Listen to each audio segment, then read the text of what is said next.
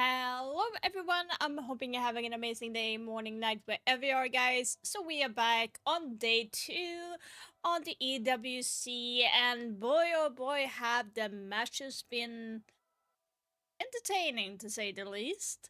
So we do have a couple of underdogs that have shifted a little bit during this tournament, and yeah, it's been fun, long but fun. So the first teams that have been eliminated is Chiefs and King Zero. King Zero has surprised us with a very well performed play, but it didn't quite go all the way. And we have Chief, which I kind of thought would actually win the matches, but they actually lost on the last qualifying match to qualify in for the next match against Alula, who is an MENA team that also is doing their first international stage. So, and they will be fighting off against Tailu today to see if they have the chance to qualify to the next group stage. Now, for today, it's going to be also those teams that are going to be facing today is also CAG versus Loss. And this is going to be a doozy because I did not think that Loss would actually be performing this bad at all. But of course, they would lose against Fnatic, so I'm not surprised. CAG, on the other hand, have surprised us really well. They have gotten better by the time over the years and gotten just better and better and better. They have players like Shirup and Adam in the team who is carrying the entire team at the moment. So this matchup is going to be so much fun to see, and I am betting it's going to go all three maps today. All the matches today is going to be three maps in total that they are going to be playing in best of three. And after that, they're going to be facing whoever is going to be winning in the next segment. So there's going to be additional 2 matches after this as well. Who is going to be playing who? I don't know yet. So stay tuned and I will give you more information on that. Also, guys, this is going to be a part 1, part 2 kind of stream. So I do have a scrim at 8, so I need to focus on that first and foremost. I'm gonna scrim with my team, and I will be right back after that. So yeah, so that is how it's looking for today.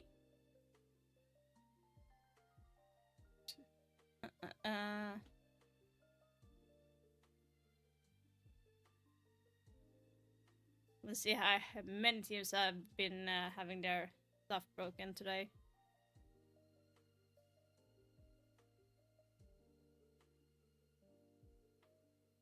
Holy moly. Let's put up some sound. 3 maps, 2 of them being to D+, and 2 separate BO3s. Yeah, now, it's ridiculous. We were talking about good storylines of CAG. Do I throw a little bit of the spanner in the works with this conversation? Okay, we were talking about international events and the fact that, you know... By the way, do you like my shirt? This is a new sweatshirt. Like, I'm loving it so much.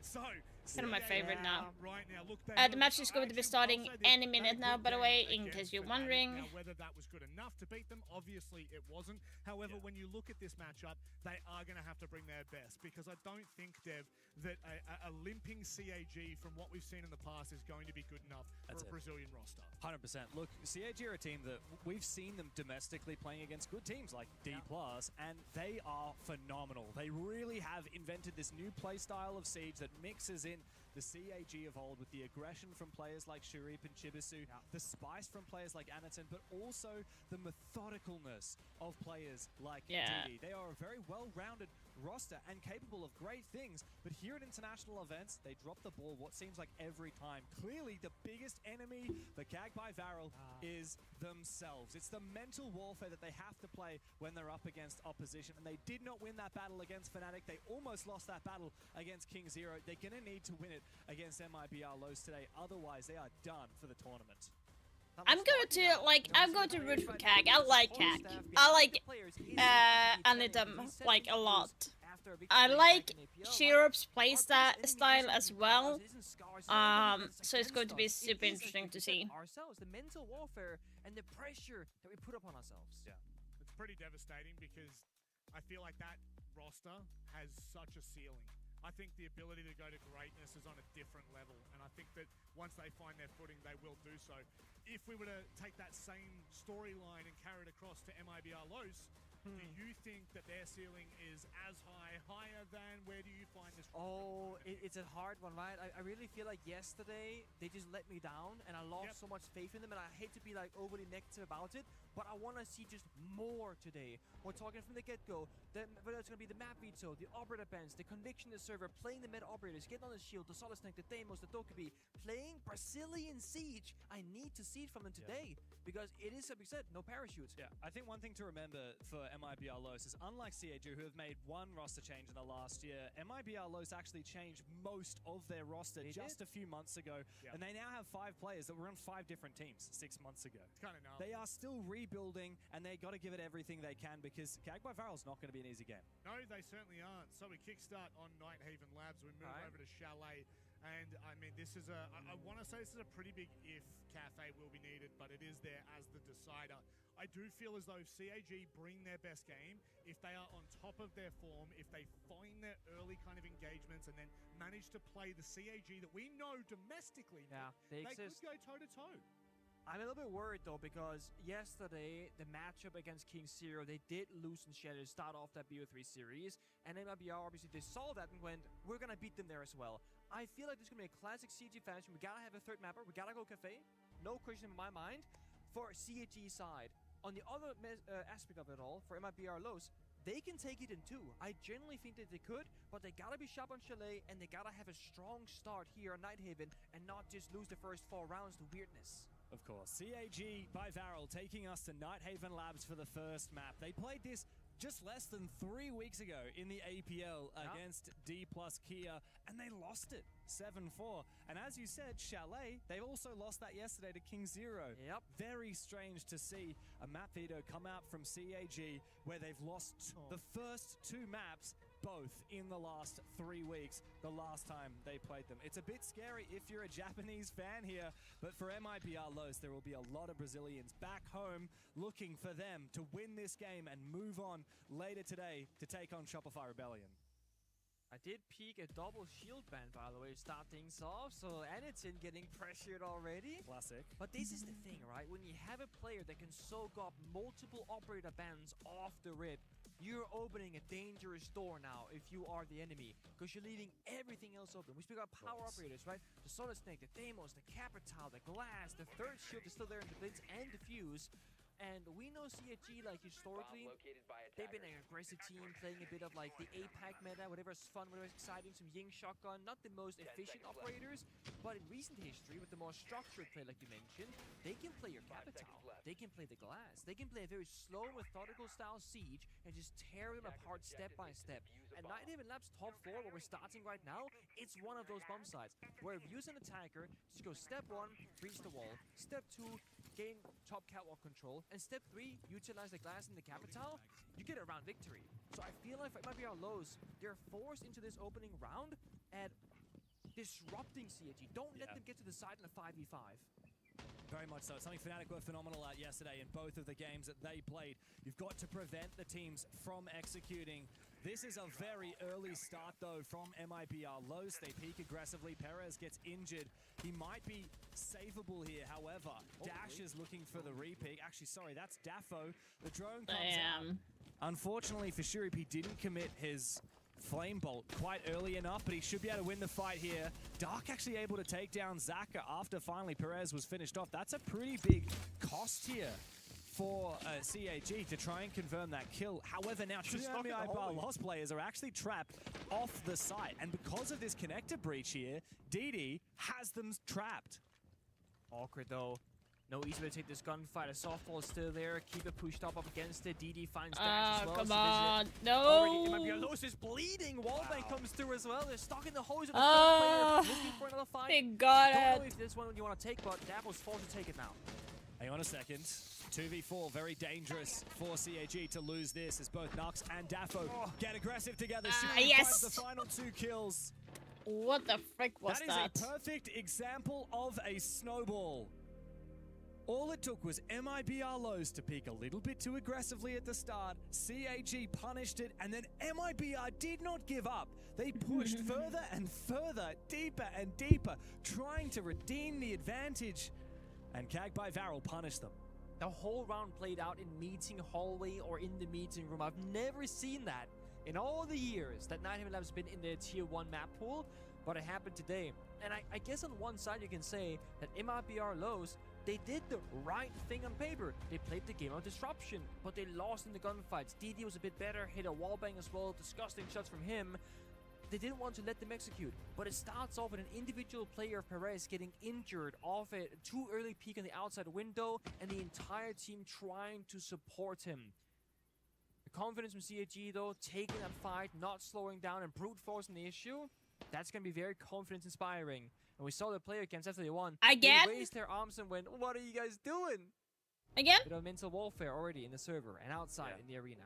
Very much, yeah, love to see that. I mean, CAG has... By the way, whoever wins this match will be facing Shopify Rebellion. Funnily enough, you know, being the quietly spoken coach now turned player again, you don't expect him to be bringing that energy, but he clearly does do that. He clearly does have quite an impact on the spirits of the team.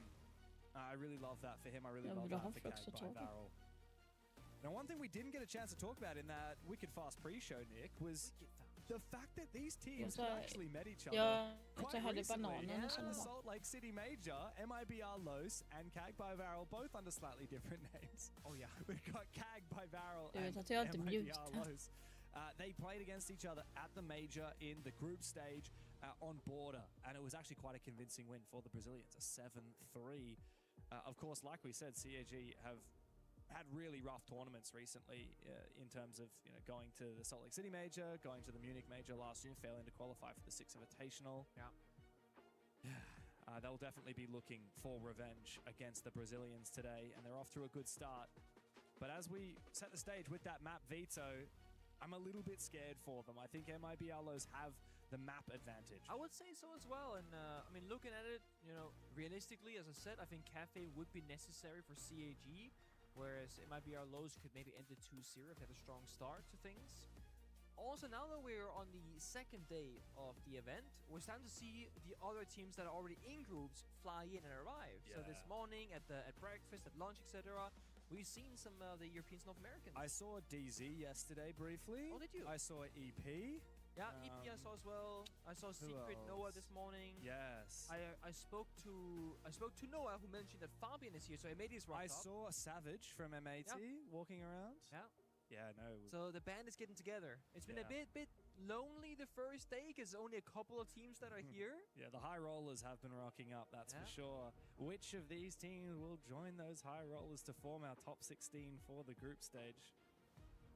It is such a savage format here at the Esports World Cup. We've been talking about that ever since it was announced. Like, I personally love having play-ins. I think it's such a great idea because, especially when we add new regions, especially when people love to criticize the APL because the teams haven't performed to the standard of Europe, or EML, I should say, not just Europe, because Twisted Minds have performed very well. EML, You NAL, stole my candy, saying that I'm not allowed to eat candy. Of course, we do need a chance for these teams that maybe can't quite hack it. They're not necessarily championship contenders.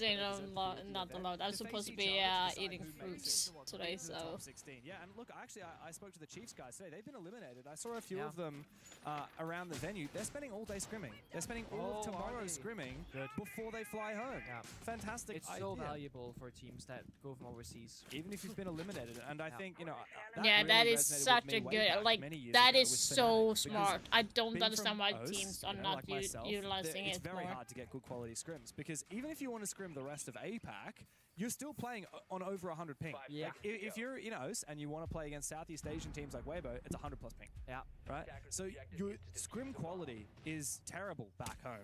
if you want to scrim some of the best teams in the world, you've got to do that at these major events. And Fnatic did that. That's what set them apart from every other OS team. There were actually other good OS teams back in the Fnatic era, but they didn't have the funding to get those teams to boot camp. Funnily enough, the same thing happened this time. Chiefs didn't have a boot camp before this, but EP did. Right, and that's the case with a lot of these organizations and a lot of the teams here. Thankfully, it looks like CAG and MIBR Lows have warmed up a little bit after yesterday. We're back into the server. Got a clash in the board as well for Daffodil. Meanwhile, CAG is kind of poking, prodding, not doing too much just yet.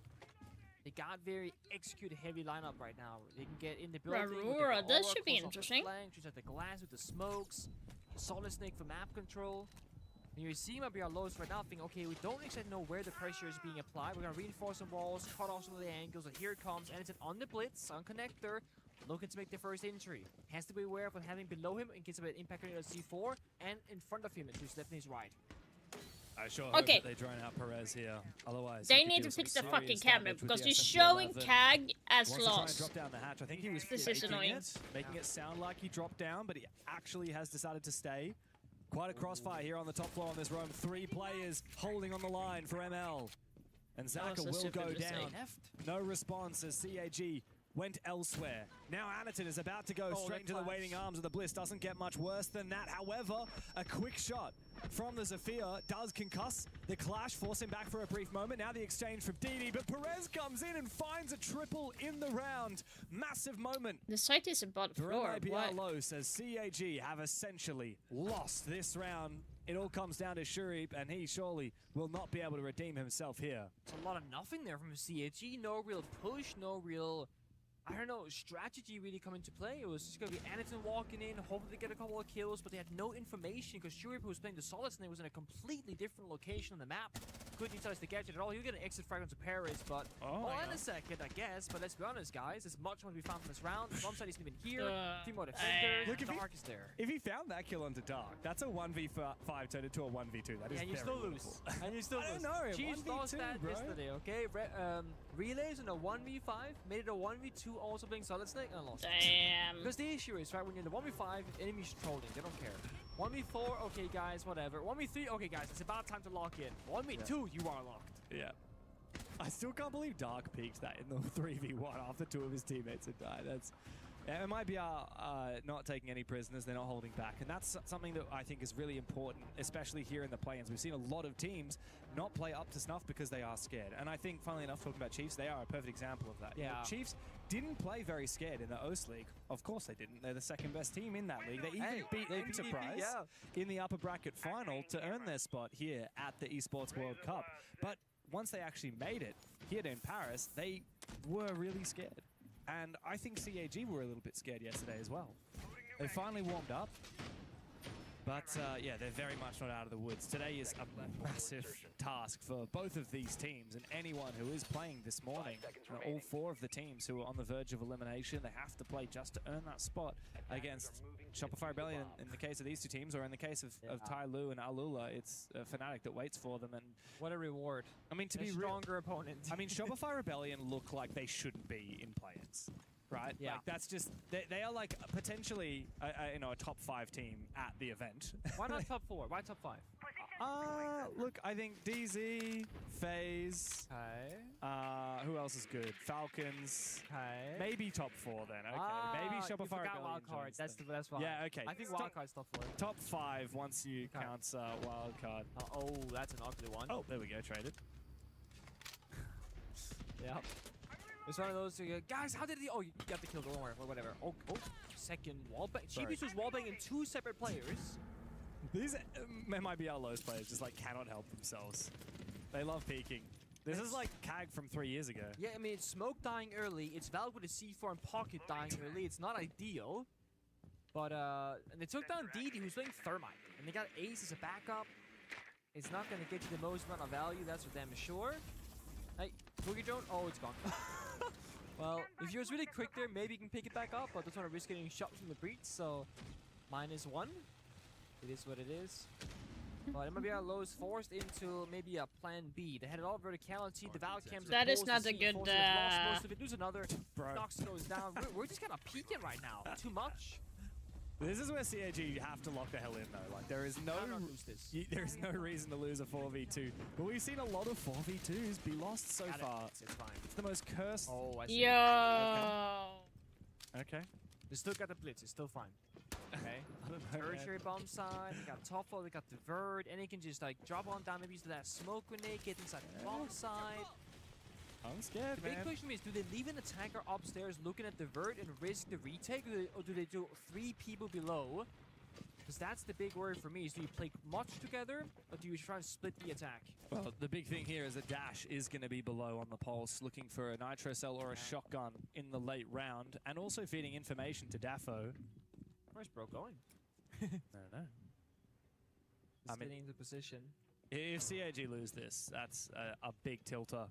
They really should not. Surely not. They're tunnel visioning way too much on Surely this not. plant. They are tunnel visioning way too much right now. They need to go for kills. Daffo gets flashed. Here comes the kill from Anderson. Nice, And nice. now Let's Dash go, let's has to go. clutch up all by himself, but they know exactly where he is. Zaka looks to try and contest him, while Anderson forces down this plan. Out comes the Nitro Cell. This might indeed deny the plan. It gets shot out in midair, and Chibusu Nicely will go hunting down below. done. That is a perfect way to Yeah. play that 3v2. Perfect. Very smart. And again, faking the plan to get the information, gets off it, flashes the assignment, takes down the pig, and then they watch the C4. They are and he gets off the well plan. In more case, you know, he coordinated miss it, today than then it's yesterday. super Way safe, better super smart. coordinated. Oh. CAG soaked up 2 shield bans already. Could it be a third? Probably not worth it. But it might be a low stit ban Mossy yesterday on Cafe, so anything is possible. Wouldn't hate a Solid Snake ban or a Capitao or a Glass. I think they'll ban or a Blitz. I think they'll just do the Blitz. No, Thermite? Okay. Bro, Again, it's what? that third ban. That's a span in the works, just like Cafe. That's very strange. I do think that Thermite is worth banning on 2 maps in particular. Nighthaven is one of them in my mind. Okay, what's the other one? Clubhouse.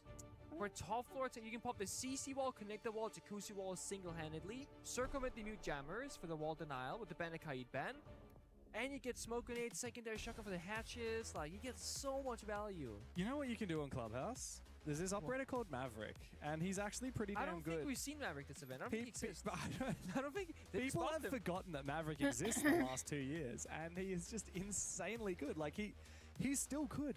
Bandikaid ban, just play Maverick.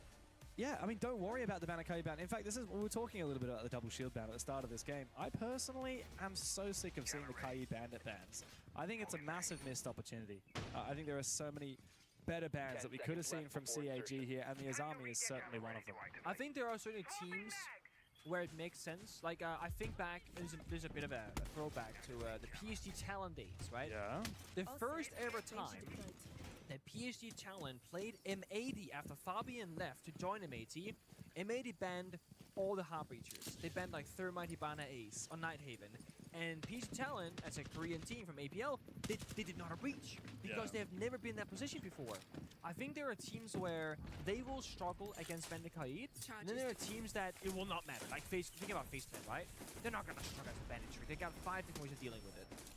But I think you're right. I think there is some value to be gained there for sure. In some matchups. Here also, something you can talk about, of course, is with the Thermite ban, you're now going into more ranged hard destruction. Pair that with the Mayor window, you can throw impact grenades. That's an interesting way of opening it up. That is not something I Typically would when the expect Thermite ban them comes out, though, you end up to picking open up the top an like operator that. tin can openers, which one of my favorites for that is actually the Ying, which hasn't been banned here. And CAG, funnily enough, haven't brought it as of yet. A little bit of a surprise to me. They do Don't love anyone their have Ying. the I don't think innate? they're going to be expected to push a No. lot against MIBR lows. I think that's why they haven't played the Yings. If I'm holding the angles, Less playing execute util, focused. get another early pick. Yeah, Wow, exactly. that is The Ying is good when stupid. you're getting in there, but I don't know think why that's he gonna was work hiding because behind there they in bring the the fight first to CG, place. like, they're peaking the breach again. Yeah, I mean, honestly, that's why you bring operators like the Nomad. That was a great usage of the Flores, by the way. Like, really impressive that he managed to get into that position, dodging the mute jammers. Yeah, I'm a big fan of Lion as well when teams are being really, really aggressive. But I think Lion, just because he doesn't bring as good secondary gadgets, Yeah, it's hard to doesn't. bring. If he brought Tin Can openers, I think he would have been a better pick than the Nook here. But at the moment, it's Didi who's on the floor and going to get finished off there by Dark. But he was pushing solo, and MIBR Los have actually lost a lot of bodies on the bomb side. So I don't think CAG are going to be too worried about that loss. However, Dark is actually still down below. Sharif spotted him, does quite a lot of damage and finishes him off. I don't think they know he's injured. That's the issue. So in their mind, they're still fearing that pulse downstairs, but at least there's no C4 in play no longer. It's 3v3 now. Yeah, it's possible to play this out. Last C4 just tossed out. That Now, was very safe inside the building for CAG. There's no entry breach on IT. But now they would like to have that push. Now the Ying would have been nice. Instead of the glass from Annie, looking to get aggressive. Smoke up the door. No walk and no real counterplay. No C4. The pre-fire from the shotgun just gives away the position of Nux. I have a feeling that Anderton should be able to get in position, but no, he swings out. Great shot from Nux. I don't know if Anderton was exposed outside of the smoke or what, but it doesn't matter. Flashbang. Now CAG are in a very awkward spot. It's a 2v2 though. I'm not sure if they're aware that Dark is injured. Still offside in the close range fight. Nux will win with the shotgun. Unlucky. Daffo to support long range with a DMR. Unlucky. And Los are able to tie up the scoreline. That was a Knox little... just hitting the smoke bang onto Anderton. I mean, that wins you the round. That's the only way you win that gunfight is hitting that shot, and he did. That's why the Ying is better than the That's glass. why the Ying's better than the glass, I guess. I mean, it's a shame because I do think CAG, if they time that final push a little bit better, you know, the flashbang with the push right here, one guy vaulting the breach, one guy walking the door, right here, you get the kill. But it's a guy swinging a door, and the guy doesn't vault or rotate till his teammate dies. So he's in a 2v1 or 1v2 effectively. Probably needed a flashbang to try and get that mute out of position as Anderton peeked it. But that's the funny thing about Glaz, right? Like, to be the best and worst operator at the same time. I really think that, like, if CAG had every operator up, you know what operator I think would have been best for Annie there is actually the Blackbeard. I can see that. He can just peek it with the shield up, put the pressure on, and then as soon as the mute has to look the other way to contest the player at the breach, he goes for the aim down sights fight. Yeah. But of course, that's why MIBR Lowe's banned out two of Anderton's favorite operators and most powerful. And I think if you look at CAG's performance yesterday, I mean, Annie didn't have the greatest time individually. And I think if you want to try and target his comfort operators to, like, really play into that, that could also be a way for MIBR Lowe's to get an upset there. For sure. I mean, I was actually looking at the stats this morning. Yeah. Of course, CAG played 2 games yesterday. They played against Fnatic and lost, and they played against King 0 and won. Yes. The most notable thing by looking at the player stats comparatively between those 2 games, Anderton, in the game that they lost, he got 9 kills and 10 deaths, which is fine for his role. Like, that's not the end of the world. What was very notable was he got 4 kills and 9 deaths. Yeah, I was getting him confused with Zaka, which is not great, but still, like, not the end of the world if he's playing shields. But we know he wasn't playing a lot of shields, and in fact, the real scary thing for Anderton was his opening kill rate. Yeah. 1 kill and 5 He deaths. died for so often. You compare that to when he played against King Zero, he's got 18 kills, 13 deaths, and got 3 opening kills, didn't die once as the first blood. That is exactly what Anderton needs to do. There's so many angles where Anderton becomes the playmaker. It's often on the attack, on the shields, on the entry, find that bit of map control, find that opening pick. And it's Like them, so it feels like, ooh, what the fuck? It feels like the 4th one for Somebody CAG. check Kag's Moss files, bro. Like, Is DD good, dude? He's got 3 kills and 3 wallbangs. Like, come on now. Yo, yeah, that now is getting weird. Looking for that pick instead, and if he's not successful, there isn't really a second man right now that can take that role because everyone is playing a very important operator, right? Yeah, that now we are talking about being a little bit sus, right? And Ying is saving util for the plant later. So it feels like a lot of pressure, a lot of responsibilities on Annie as an individual. Thankfully though, they did find the wallbang kill, they have the 5v4, and MIBR Lowe's have surrendered the entirety of top 4. It's just about the primary 4 right now, and of course, any potential player in the basement. That's the big question that's left.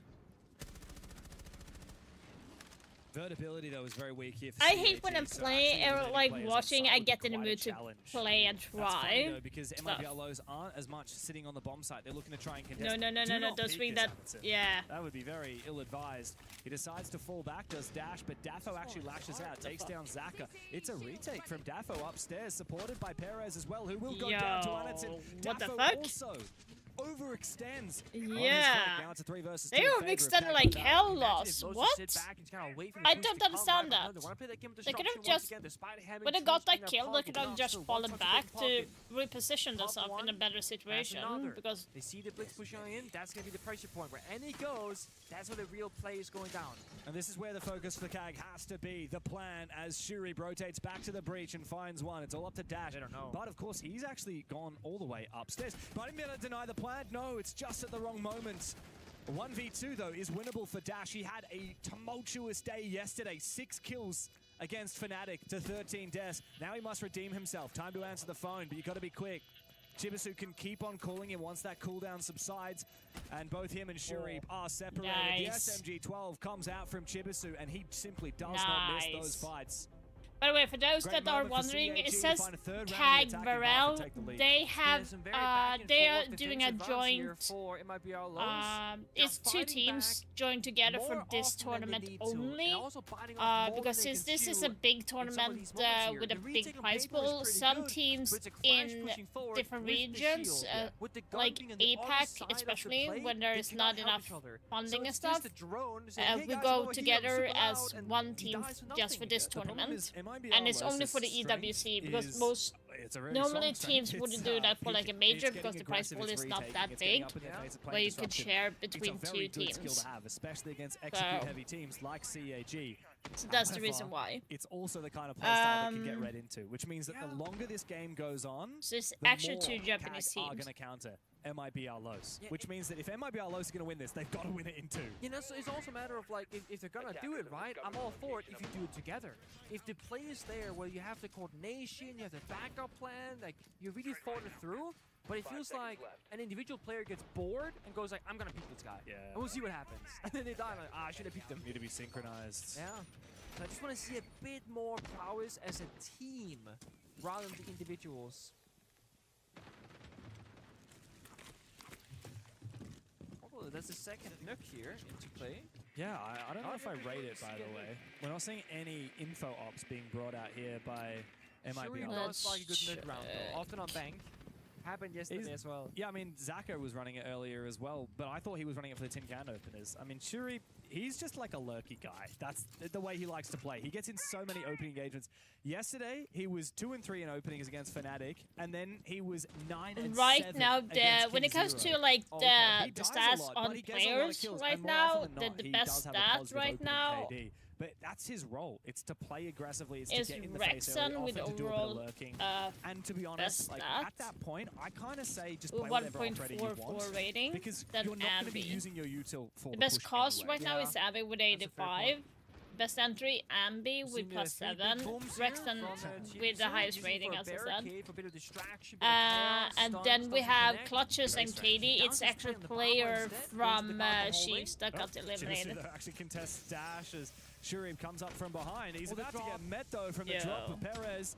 Out comes a shotty from What the fuck Nux. are you doing? Big kill on the Chibi. CAG had a nice idea, but it has completely been thwarted here by MIBR Los. And as we say goodbye to the half, it's an even Steven setup for the Brazilians. Okay, so the most played maps right now, so far in this tournament, is Fortress and Nighthaven by free maps, so I counted this in as well.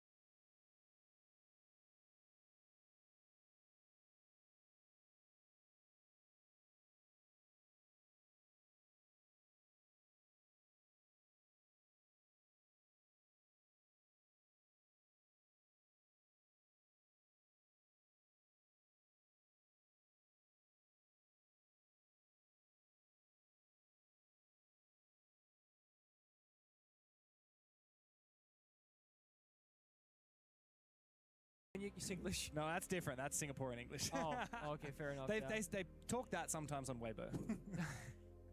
And it's something that once you play for like 6 months together, maybe a little bit longer, you start getting a feel for how you communicate about Siege. Yeah. You couldn't hold down a conversation maybe together necessarily, but you can talk about the game theory to a certain point. Did you feel that back in the day? Because some of the Penta guys, like, By the way, guys, the new event is back, and it's a Rengoku event, and they actually have good skins this time. I actually like them. Drawer or Right. dresser. Yeah, It's like okay. the R, I guess, or whatever. Right. So we say thingamajig. Oh, the thing over there. He's on the thing, he's on the thing. And he's like, I know what that is. I know what that The is. old Penta G2 comms was so funny because you guys had so many Scandinavians on that roster, and Yeah. when you're talking fast, this all the different like the Finnish and the like Danish accent, they get so It gets funny. a lot. It gets a lot. And the Swedish accent, like you're Fabian. The thing is, like, if you have never played, and I guess it only really goes for European teams mostly, if you ever played on a 5 different nationality kind of team, Yeah. with different accents and cultures, it's a wild ride. But it's fun. But it's messy. I love that. No, very different case for both of these teams, Yeah. of course. Full Brazilian roster versus full Japanese roster. A little bit of a language barrier for CAG. Just with their coach, though. They kind of multi-band here. Again, I think against like half the teams at the EWC, you may as well just ban Monty off the rip because they will play it if you don't. Yeah. And there's very few reliable counters to the Monty as opposed to all the other shields. He's also just a much easier shield to play. Like, of Yeah, all it the is, shields, in sure. fact, of all the operators in the game, Monty obviously has a very high Let's skill go. ceiling, Yes, but but the the skill floor. floor is pretty high. Like, Okay, it's hard to mess up spoiler just by alert making on it. the Isn't it B cool that the stream floor is between low? Alula It's a and very Yes. small step. Sorry, yeah. and So it's a high ceiling Tyloo. and a low floor. Yeah. Yeah. On So Chalet, I'm thinking about this with, like, and, musical instruments as well. For example, like the piano has a very low floor. 'cause anyone can just Alula walk up to the is piano actually in the lead and 5 click to the key. 1, Guitar's a bit I higher guess 'cause you need the Tyloo, calluses which on your is fingers. very surprising. Violin and any of those classical string instruments, Very, very incredibly surprising. high floor. You could play for 5 years and still sound like a cat is getting stepped on. But the ceiling is extremely high as Yeah. well. Exhale, release. It's like chess, you know? Oh man, Chess how is many funny because how many both. queens do you need to beat Magnus Carlsen? That is the question, isn't it? Now we should get Magnus for our content piece for the Siege desk because I think chess is next week. Yeah, I would love to. If we explain the bit to him, I'm sure he would happily play along. How many R4Cs does Magnus Carlsen need to beat you at Siege? All of them. I would love to see Team Magnus versus Team Pengu, and like you have to play with 4 chess players on your team, and he plays with 4 pros on his team. That could be something. I mean, EWC all about collaborations, all about getting those different games mixed together. Let's do it. You know, Let's do and it. we're a tactical game. That makes sense. We had a content piece during SI where pro players were setting up defenses and attacks as counters, a bit of a chess match yeah. almost. Yeah, I That like was that pretty idea. fun. But now there's going to be the side swap. Nox, who's been sometimes a shield player, sometimes not, is right now on the Twitch. Getting a counter intel, looking for something but not finding anything just yet. Of course, it's a mirror Oh, window. no! Misses the canister, Mate. unlucky. Didn't spend enough time in the shooting range. Those Missed the Twitch no, drones. those Damn. Twitch drones, they work different than any other aim mechanic in this game, I swear. C4 goes out, doesn't find much. Kairos, he'll just swing. Bro, onto that it. is very ambitious from you, Annie. That's not going to work out. He does lose his mirror window eventually, but And he has no fear, I'm telling you. Like, I love that though. That's I don't exactly like how when I- CAG need to play. It's how they play in their own region. They understand the win conditions. They don't throw away advantages like CAG used to. But they're falling apart right now, right? They've lost media control. They still got ending connectors. It's Oh, okay, I they have love to it. they see Yo. he finds everybody. yo. Gotta check your corners. Oh, it's beautiful from CAG. MIBR Los not realizing how exposed they are as they jump in. CAG Damn. lash straight back out. Now it's Daffo in a 1v5. Speak of disruption, speak of playmaking. I mean, it looked good. They were taking media control, connector, they had the IT breach, they were applying pressure on Catwalk, but then Saka and Anderton together, they find all 5 kills, and they will take back the entire map into their own control, and they get a comfortable, dominant first round on defense. Nice. Yeah, and here's a replay.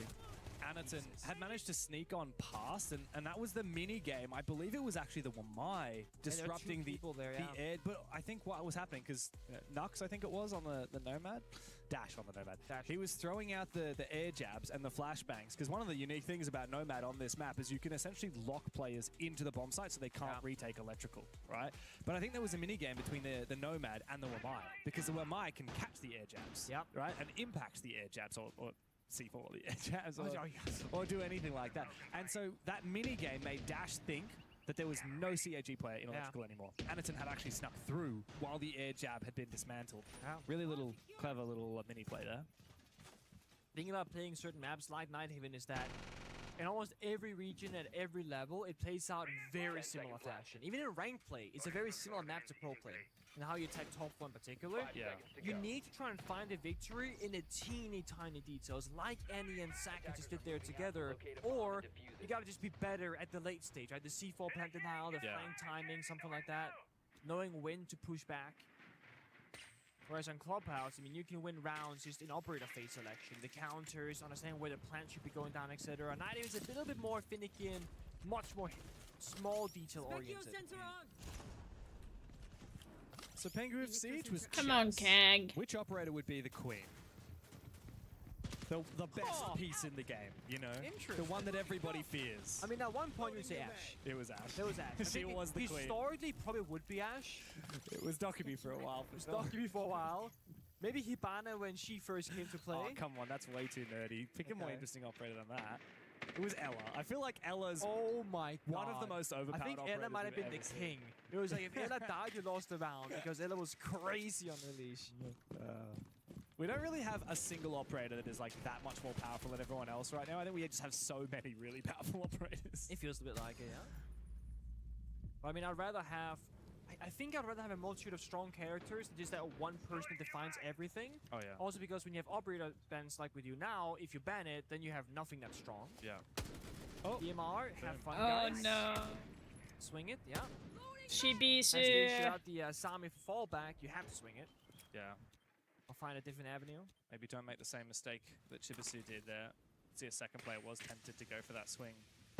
I like this from MIBR Los. They're playing slow and steady. Zaka actually goes for a re-roam, gets spotted, takes a hell of a lot of damage. He's not likely to get back safely now, as the buck from up above can catch his rotation through the vert.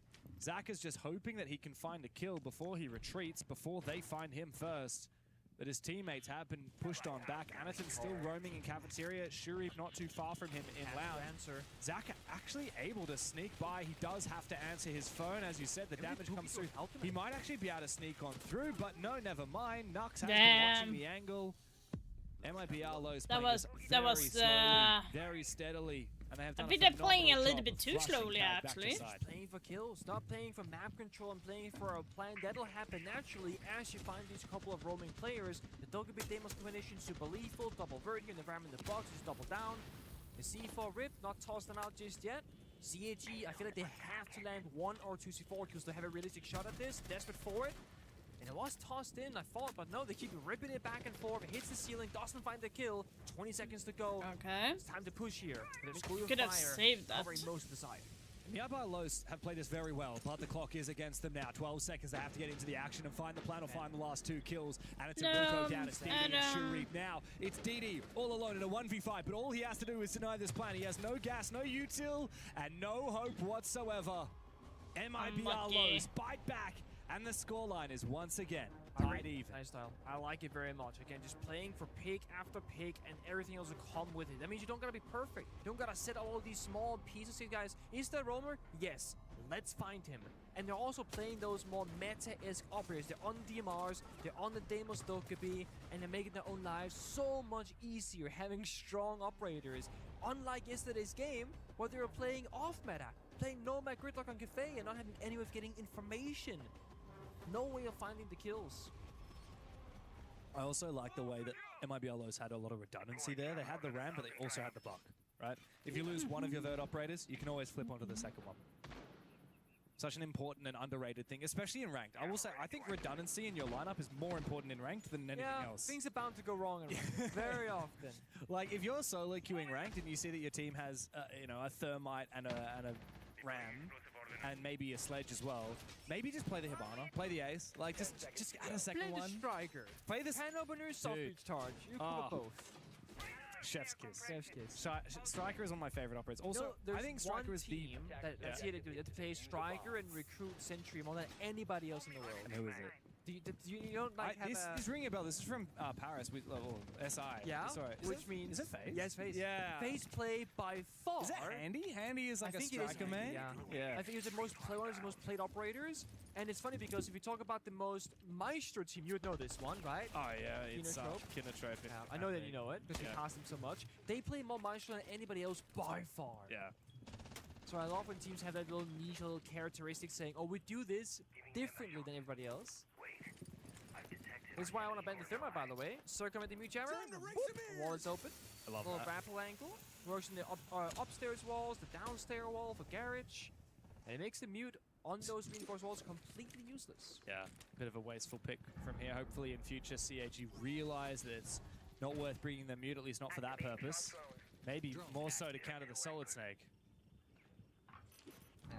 C4 was tossed out, gets the kill us out, and he's nicely done. downstairs, up into the mirror window, clips it, and there gets stuck and and gets the it, kill. Beautiful. And this is why the Thermite is tricky to play up against the mirror, because there is now vulnerability. Same thing if you play the Maverick. I've just checked the stats globally in the last 365 days. Handy has the one of the highest EPSs in the world, and he's played Striker 56 times. It's his #1 operator. Oh, wow. Okay, that's more than I thought, actually. Yeah. Damn. There you have it. And the thing about the Sentry and Striker, the recruit operator, is that you can just mix and match any 2 secondary gadgets. A flashbang and a grenade. Yeah, that's why I like it. Reach and EMP. Yeah. That's my way It to works play. for every attack, and it works probably for most defenses too. Pro should win this fight. Anaton up in close range with the Vector. There's no match for the F2. It has the fire rate, but not the same damage. Sharif on the long angle, about to be met by Daffo on the Striker outside of Rafters. Meanwhile, Zaka's actually lashed out and finished off the Solid Snake. And while Daffo will win his fight, his teammates have dropped. It's just him and Dark now in a 2 versus 4. But again, we've seen many times throughout this tournament, teams forfeiting 4v2 advantages. CAG cannot afford to do so here. Two players who are low on health in Saka and Annie, so it's very easy to fall to the F2 of Dark. The issue is intel, 30 seconds, they have no clue these defenders are playing from. Doors are barricaded, Gumar's on the ground, and time is ticking away. They're waiting right around the corners. Oh, nice That's the shot. first one. Sure, not the second That's the here. second. He goes down, the power of the F2. But Dark now quickly falls back. He knows he needs to get that Both above. defuse, but now he is left all alone. And upstairs above, watching that defuse, Chibasu and Annie are waiting. Out comes the smoke grenade. Dark actually could clutch this. Smart. He doesn't have a lot of time. He's trying to bait for the first kill before he goes for the plant. Does get one, and now will go and look for the plant. It's up to Anaton now. But this plant is going to have to be committed to. Round in the corner, it's Anaton to clutch the 1v1. Let's CAG go. once again take the lead, and immediately Okay, there's a tactical timeout. Beautiful attempt though. Had a few more seconds to go for the plant, not hitting Nicely that 0 mark. done. That could have been a round clutch there in a 2v4 deficit on the attacking side. But not to be. CG playing it smart. One defender drops downstairs, seeks where the plant is going down. Second one peeks at verticality and stays alive. That way they're kind of playing the timer as they should. It's a very common tactic that when you're in a 2 versus 1 and timer is sub 10 seconds, one person kind of try and go with the fight, force him off the plant, the second guy will win on 0. Yeah, that was smart play, but still a little bit scary nonetheless. There It was certainly scary. Anaton in the 1v1. But yeah, no one would have been as scared as Timeout. Daffo trying to clutch that. But no time left on the board. Tactical timeout. Mirror Thermite ban. My screen said it is called by MIBR Los, but I saw Sparky call the tactical timeout to the admins. Maybe so they're both fighting for it, huh? maybe they both wanted a Is it tactical. a back-to-back? Oh wow, here we go. He's definitely Italian. He's talking with his hands. Oh, yeah. Boom. Forward. And come on in. In the door. I think it's a handshake deal here, though, Mirror Thermite, because it's such a heavy interaction, right? We saw it how Yeah. Nox died before. You have a mirror in the C4 breach, through the C4 mirror goes out, window. he wants to go up in the wall. Now that's gone for both teams. This also enables the mute jammer a bit more because Ace is banned and Thermite is banned.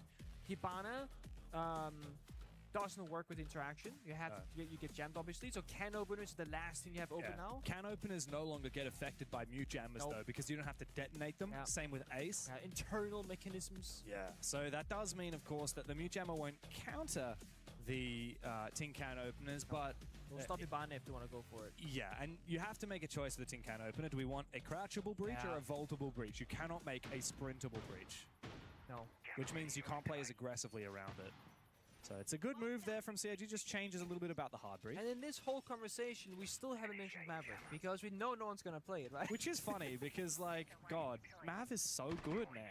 Like, I'm telling you, he is so good. He also has a DMR, if you prefer DMR over Assault Rifle. Also, the M4, I think is like a top 3 Assault Rifle in the game. That's not true, that's just the Lulu. No, M4, R4, not R4C, M4, AK-12, and F2. Like, what else? That's your top 3? What else is there for ARs? I would put SMG. It's not an AR, but SMG-11. That's a good gun. Yeah, That's a great okay, Pengu dot Penta. It works like an AR. Go. Yeah, sure, but it's. Oh, Commando on Grim and IQ. Oh, yeah, Commando's better. Yeah, Commando's better. Thank you. I agree. I know it's gonna also M4's faster than Commando, by the way. Faster as in fire rate? Or? Faster fire rate. Okay. Good same recoil. I would say like 0 recoil. I'm trying to find a counter argument. F2, sorry, 552 Commando is more damage. Yeah. But like M4 is really good. Okay. And also, Maverick just slaps, bro. Like, they just buffed him as well. The patch that came out yesterday. He's got like, what, 30% more ammo now in his canisters? It's a 30%? I think you're being overzealous here. Okay. I mean, that's just some like vibe maths. I think it went from 144 to 162 in ammo count, which is not 30%. It's not even close to 30%. Yeah, just stop. Stop. Stop. Just stop, bro. I'm hurting now. Yeah, you're not digging my vibe maths, and I don't appreciate it. Sorry. You know what? 35%. Screw it. Ain't nobody using all of their ammo in Maverick in 2026. Ain't nobody even playing the operator. So that's the buff doesn't matter. Nice knife. Boom. Wait, he actually killed him. He was in the rappel. And that is why you ban out that thermite. It forces MIBR Los into these narrow positions where you only have a small breach on the wall, and it enables C4s like that. Dark's also taking a hell of a lot of damage, but Shurip will go down. Anaton is roaming down below with your favorite assault rifle, the SMG-11, in hands, and he does indeed get his kill. Finish him off with a shotgun, why don't ya? As Perez finds one of his own onto DD on the bomb site, getting weaker for CAG. The cams are not even correct, I'm like really Los, annoyed. meanwhile, are dropping like flies. Chibisu will shut down Dark, and Perez completely shut out of it. Nux now taking a hell of a lot of damage from the Smoke Babe, looks to take the fight with the Blackbeard. But he is surely not gonna win in the 1v3. With full info on his position, he takes the fight, and Chibisu with that SMG-11 takes him down. It's a 2-round lead for the Japanese. You know why I knew that CG were going to win that round? They had both SMG-11 on defense. The Mute and the Smoke, the C4 and the Toxic Babes. No way to win that with you, Nox. So what you're telling me is MIBR Los just need to run Amaru with the SMG-11 and then they're going to start winning some attacks. I do believe in a gunfight position it would help their case. Gadget-wise, not so much. You're capping. What they can also do, right, is get a time machine and go back to when Sledge had the SMG-11 and just play Sledge. Yeah, they could also go back in time and look for when the SMG-11 had an ACOG. Okay, that's too far back. I remember that. I was watching Pro League when that happened, like when you were playing. And were you a Sledge player back then? I can't remember. I'm going to say I'm going to say Thatcher. Thatcher main deck. Sure. Yeah. But yeah, I remember people used to run Sledge with the SMG-11 as their primary, and they would use the the SMG-11 and then switch to the L85 after. Because it's such a good gun. And nowadays we got SMG-12, and we have Warden players like Stumpin, who makes the gun look like a 0 recoil, and it's ridiculous. Chibis is the same. Earlier, Yeah, no, the SMG-12 is very good. I was a Dokubi main with the old Dokubi. Yeah, I'm ashamed to SMG-12 admit it, yes. But is really good. I think it's you get to almost be a too DMR good. clutch and an SMG-12 clutch and a global ability clutch. It's like, and you have stun grenades. Bro, it was a dream. And when they nerf it, you just start crying because you're going to D-rank 3 different ranks now. No, that unironically happened to me when they removed the 1.5. A lot of people thought I was a 1.5 crutch like crazy. Everybody was. they gave the 1.5 to like different like Thorn at one point, and Thorn's pick rate and win rate just skyrocketed. I was a Yana Ash G36 1.5, and I was like, it was my best KD season. Gotta reload. I'm curious nowadays what that would be. We're talking about like a Solid Snake or the Deimos or It's the Shield F2. or F2. honestly, F2 and SMG12 are the two, and like, all they and did- DMRs. They gave the vert grip back. That's the only change they made to the F2. They gave it a grip. You know, my least favorite thing about the F2 is that I still suck with it. It's really good, but I still It does cannot take handle the some recoil. time to get used to it. Same thing if you play the Clash, which is Eniton's favorite operator right now. You're sure if they'll find a dash elsewhere on the map on top floor, and this is the thing. When MLBLOs can find that opening engagement, they kind of work it step by step. They actually just fall apart. Oh, Shuri doesn't need to Damn. get escorted back by the Clash Shield. No, just take the gunfight himself. yeah, this is Damn, really damn, flipped damn, on its head damn. now. MIBR lows really kept pace. This entire game, by the way, it has been 1-for-1. CAG won the first round, Los won the second. CAG third, Los fourth. It's all a the way back and up forth game. until Come on, just CAG, last you round. got it. That's the first time either Win of the these first teams map, have come on. won 2 rounds in a row. CAG got themselves that advantage, and now with it, they have match point. Also, when it comes to whoever and picked steady. this map, Find it Chalet is will be up CAG's next, pick and they struggled map. there So yesterday Night for is their CAG. map, Chalet They're is getting a bit Lost closer. map, so that Slow is your going to be opponent, Make interesting. them a bit more tired. If you can push the OT right now, look for the 5th round to start that. Perhaps just then the Brazilians can conquer them later on. They drop down the hatch in single. They have limited verticality because the Boogie Drones got impact grenaded, I guess, early in the round. They've almost not broken any of the floor. Yeah. Also, Nitro Cell still available for DD on the Wamai. in the That late is an round. By the way, interesting not running angle. the MP5K, but running the AUG. Oh, interesting. Very rare to see that happen. Out comes a smoke from Nux, but it does get caught like by the AUG, Wamai's actually. Magnet. He does Woo! see Zakar, but guess who wins the fight? It certainly ain't gonna be Nux. Now it's a 2v4, make it a 1v4 for Perez. Come on, up let's see against the AUG. Knights Get a kill with of AUG. Come on. CAG on their map DD, pick. come on. He needs to do everything he can. He will need to pull his weight. 1v4, Nah. he finds the first, but quickly, Shurip is there to Damn. trade, and CAG make it 3 in a row.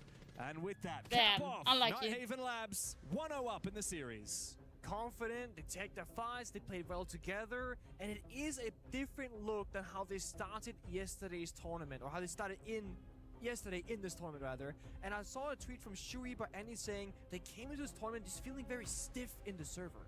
Like just not playing very smooth together, not finding the solutions to the problems.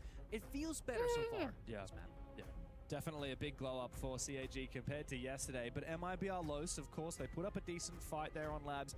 Next up is Chalet, and we saw CAG struggle Yeah. on that map yesterday, so anything is possible. Yeah, I'm hoping it will go for CAG on Chalet. They were very stiff yesterday, very stiff. Made a lot of easy mistakes and stuff like that. So, but like I said, I am rooting for CAG. They have gotten better over time versus Lost. They were like playing better in the beginning of the series and everything. Lost, but now they kind of lost a little bit of a mojo right now. But Home clear. Jackie Wu still we'll down see in the how left it bottom looks. garage. But let's Goes focus into on his this best, trying to because find these players out, but instead it's Alula Crazy finds did Salvo actually win the Raptors down first 2-0 map with a brilliant shot. on And the Chalet gunplay just to going all the way for 7-2, Alula. and A that minute is 15 on the clock, insane. And Jackie Wu and Yovaker in a 2v4. We're hard position 2 here. Only one foam left, low HP. The Deimos 2 able just to ping one of these players so you know where one is, you know where the other is, you can just take It's space to find the other absolutely guy. insane. Gonna be playing Oil Pit. They're trying to get a kill back right now. Look to be going kitchen side right now. See how they want to execute this. They have the hub on up so they can get kitchen hatch here. Yep. And Yovaker's just praying that they push him over towards Oil Pit, but they are not interested in that dimension. They really just want to come in through maybe some pressure blue, He might but flank it. He might climb up. Yep. Climbed Okay. up. See if they have the info for it. They just tracked him though, so it's a very unlucky timing here. Get the yeah. track off. That's really tough. Use these impacts, gives himself some better angles. He knows the position, but Valentino is just better with the Deimos. Jackie Wu in a 1v4. 25 seconds. If he can deny the plant, this might be winnable, but he's got so much on his plate. Notes one player's blue, able to isolate that pick. Now everybody's coming from the same spot, just on this church wall. Hold on. He's able to down one, but it's not quite enough. Takes the gunfight and falls. A good try from Jackie Wu. No, I feel like to Jesse right there, Tyloo kind of got caught on their feet because they had the Azami help bridge them out, but they didn't really use the layer position. They kind of stayed in that zone trapped. Right. And that's very attacker-sided for Alula, because you just giving them the kills in cash. You need to play for that layer, play to get back into sight, play for that 5v5 execute, or at least a 4v4 here, because you saw the mute in the blitz trade. That's plenty of kills you can get on the roam clear right there. A devastating start here on the defense for Ty Lue. Again, was really nice with some of these nitros to be able to support their roamers up at the top floor. I like that from Abe, but ultimately the plays they were going for just didn't work out for them. I thought Jackie Wu, if he plays this maybe a little bit more passive, that's super winnable. It is. Very hard round right there. But of course, you're in the moment. You know, you're shooting. You're just, of course, you're in flow state. It's hard to stop a lot of the time. Yeah, and if you do just play as passive as you can, they will eventually flood the site. They had a bit of time on the clock still, so we definitely had to take some gunfights. But it is what it is. Ty Lue, a close first round. Even if they don't walk away with a victory, they will move up to gym and bedroom here for the second attempt.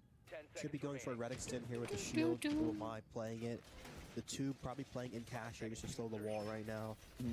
Ace, Flores, Recruit, Twitch, Grim, great lineup for them. Gonna be probably clearing to this top red position. They have the cans and nades. They have the Ace too to have the range breach to breach open that cash wall. And the Grim 2 is going to be able to just spot anyone. The Grim's a very annoying operator when trying to play hard close positions because you just kind of get pinged over and over and over again. So very good operators to clear to his top red side. And the Flores too, of course, just very good. Jackie Wu and Songla, two of the extended players here on this cash side, former teammates from Dire Wolves back in the day, and now reuniting on Ty Lue. Yovaker, of course, the young NAT3 player moving over to CNL, has also had some big impact on this squad and will be playing with the veterans on this Tuberau position. I like this a lot, just stalling out the main breach on CC. We're seeing this Grim pull garage side right now. It's only one person right here. I That's want to see if they're just kind of putting this pressure solo and putting pressure on the other side of the map so they can just layer this position since they are using the tube, or if they actually want to go for this master front. Okay, they're looking to clear red side here. They're just doing pressure on the master side right now. And oftentimes, too, you saw how they were extending Rafter with the Azami early, and they're using the tube early. That was very good for Alula to just kind of make them waste that tube round Zoto canisters, and they actually just come back in the mid round here. Well, garage control was taken by Bazooka after it was early given up by Songla, so they can start to make their way forward towards this construction side and these players that are roaming over on cash. I feel like they gave up that a little bit too easily. If he doesn't find a way out, this could be devastating, but as the breach comes through, he'll just run through the bees to make his way the back site into is construction. not like on Valentino some early damage, but it's Yovaker who goes down. Whoa. The Hogger's gotten two big frags in the midst of this and was traded out by Songla. Outside the windows, Abe is able to take down Valentino too. It's a flurry of frags here around construction in those highway windows. Another one from Bazooka. It's just Doha on the 1v3. The captain with everything on the line. He'll take down the first, but a good trade from Bazooka. It all falls for Alula. Yeah, they're looking good right now. A lot of good trade games right here because you see Ty Lue, they get caught whether they want to actually find it or layer. And when you're not committing to both, you just get kind of caught in that competition and you're just in a kill box really. Right. You need to make a play either on the windows, either a play down red. You can flank the people below because most of that pressure is going to be coming through garage and through top red. I just need to see Ty Lue try to pick a point that they want to fight because there's always going to be a weak person in the attack. You just need to find him and isolate him with two people. Do you feel that they're getting maybe a bit too stuck on some of these roam extensions? Yes, for sure. Because a lot of the time, too, if you are just stuck in these positions and the attack lets you sit there and you kind of keep running out of this utility, it kind of becomes... Oh, wow, what a play. Nice. That was very nice. That was the double kill, too. Yeah, that was. So, yeah, like I was saying, it really does affect it. Well, we're going to start seeing some more play coming out from Alula. They do look red hot today. 5 rounds that separate just them and moving on to play Fnatic. That's what this is all about. If you can beat that Fnatic team in the second best of 3 of the day, you'll be moving on to top 16. You'll continue your tournament life into tomorrow. So lots on the line. CCTV Cash, the last hope for this first rotation. Yep. You're going to see double denial with the Smoke and Chanka here. Maybe you could see an Azami coming up, but I still do like this lineup. They're going to bring the castle down below to play loud side. They're doing a heavy master extension. You usually see teams opening up this con wall to really force teams to go garage side here. They have the cap, they have the gridlock. Gridlock too. Listen, I might have created this play actually, but you usually go dirt and then you walk up to oil pit, throw the gridlocks you nade. Listen, I won't say I created it, but hey, I wasn't seeing it before I I like that creativity. This mirror window and can opener tech went on basically the same time, but that will work out from a Hogger as he does get the angle on the wall that they wanted. This mirror window is not going to provide too much value for the defense. It was a little bit slow coming onto the wall and now shattered thanks to the melee from Valentino. Definitely feels like they want to go garage for this one, Dave. They want to be able to get this player out of the Raptors position. And doing this at defense, you have to be very careful because you can't give away too many kills trying to help the Raptor player, because the Raptor player, if he gets one, that's amazing. But if he dies, you know, it's kind of expected to be in that 4v5 situation. But the worst thing to do is go into a 3v5, and they have that strong execute up here. They're gonna go for sight right now. Lots of utility being thrown in. They're Ace's wall from here. Okay, that's nice too. Pressuring in onto Songl. They know that this pick is so important to get and to get as fast as they can. I'm There's surprised nobody pressuring them on the doorway, but that's because Bazooka's down inside of Oil Pit. Here comes the first frag from Abe. He takes down Is he using Jose, Orc? and this No, is going to he's be now using opening things up MP5. for Songl to get a bit more aggressive on this main breach. He's got a lot of things to worry about, but it's really the main breach where most of these defenders are at. He hops straight on through and doesn't get punished somehow. Songl is back to sight. Okay, that's a good way to get out here. Yeah, they have the Oil player right now. They need to look to take lounge control here. They have 20 That flames is, and 2 smokes up. it's going to be hard interesting play to it, see so I'm expecting if a walkthrough when they go for play right Arula now. is Be going careful to about be Abe able still down inside the to. basement as well, so could go for a do flank this. somewhere for some really devastating news. Crazy outside the main breach is praying for somebody to peek him on the drone hole, but unfortunately nobody's in that position. They are just biding their time on the side of Alula. They're inside garage. Valentino shuts down that lucky. basement player down below, so back down to a 4v4, and they've got the lounge control you wanted. Yep. Right now, they need you to work the top red position here. Usually, you could do a walk up with a player walking in the top red rotate. Yep. And it's going to be very good split for you, especially too with the Tachanka and the smokes up. It's going to be very hard to actually just go for a default plant holding the cuts here. Bazooka 4-1 in Raptors control. 40 seconds left on this clock. The Tachanka so devastating. The NJR strat, as sometimes we call it. Doha's doing a great job from just denying this Raptors control. Yeah. They can go in for the plant now. Crazy. He's going close on the breach, so they're not going to be able to stop that with the Tachanka. They don't have the lineup for it, but the kills are all coming through the smoke. Joviker finds 2 heads, but is it going to be enough? The plant still goes down, and now it's a 2v4. Valentino is across the map inside of spawn, ready to hold this from the really long angle. This could be devastating. They might have a long angle, but I don't think so. Behind the mirror window, it's going to be really tough to stick this disable in the fire. It's really hurting the defense right now. They can't get on it. He can also help his teammate holding garage right now, so the Ace is focused on sight here. They can be really focused on these 2 angles where the defenders want to run out. Stock position can be run out from currently from Jackie Wu. Here comes a position from Crazy, but he's going to get that down. Jackie Wu hard punished on Stock. Now on the main breach, Joviker starts to take the disable, but these 2 players are still alive. Peeking the breach. Damn, they won that shit. From Valentino. Okay, I'm beautiful going to be post-plant. right back. I'm Very just nice going to of be them. You putting can see just on Valentino, the that's his dinner experience on coming the through, oven. going into So, that deep be right position. back. We used to call that the laxing spot thereafter. He used to be out there a lot. And just, it's so good because you can help your teammate, you can help hold the secret hop, you can hold the stock run out, and you can hold garage. And then also, too, you have deep wind con to stop the bomb. Yep. Just amazing.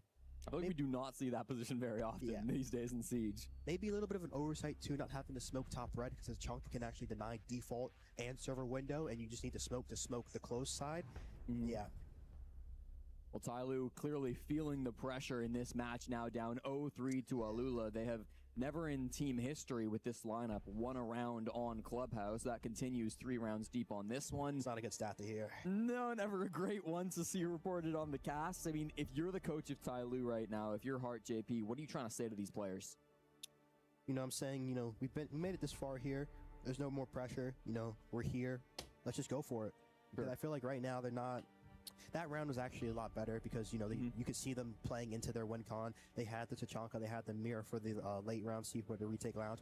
The mirror kind of showed his hand a little bit too early, giving that kill to Valentino. And obviously, I feel like they just need to be a little bit more patient, and also sometimes Okay, they need to be a little let's more aggressive together. change the channel because that match is on right now. You don't need CAG versus Raised main stairs instead, but just kind of stick around much slower. This is CAG playing that gap finding kind of split theory that we talk about, where they don't really have a plan of let's start master bedroom, do the roam clear, move on over, or start in library in this case. No, they're everywhere, just kind of seeing where there's going to be a gap in defense, where they can find a kill, and then just play the numbers advantage. The issue is, so far, they haven't found anything. It's been DD taking damage, Annie taking damage, and I really respect Perez right now, just holding on to the main staircase so it's not possible. A little bit overzealous walking all the way down that staircase and giving up that strong position on the steps itself. And now, the gap finding is successful. I don't know how Perez, he just mustn't have realized that Shuriep was in that position. He got scanned by the solid side. Yeah, you would have thought that he would have expected, wow, that's a quick shot from Dark. Actually takes down the Candela. Devil change the call, takes a bit of damage there from Dokkaebi.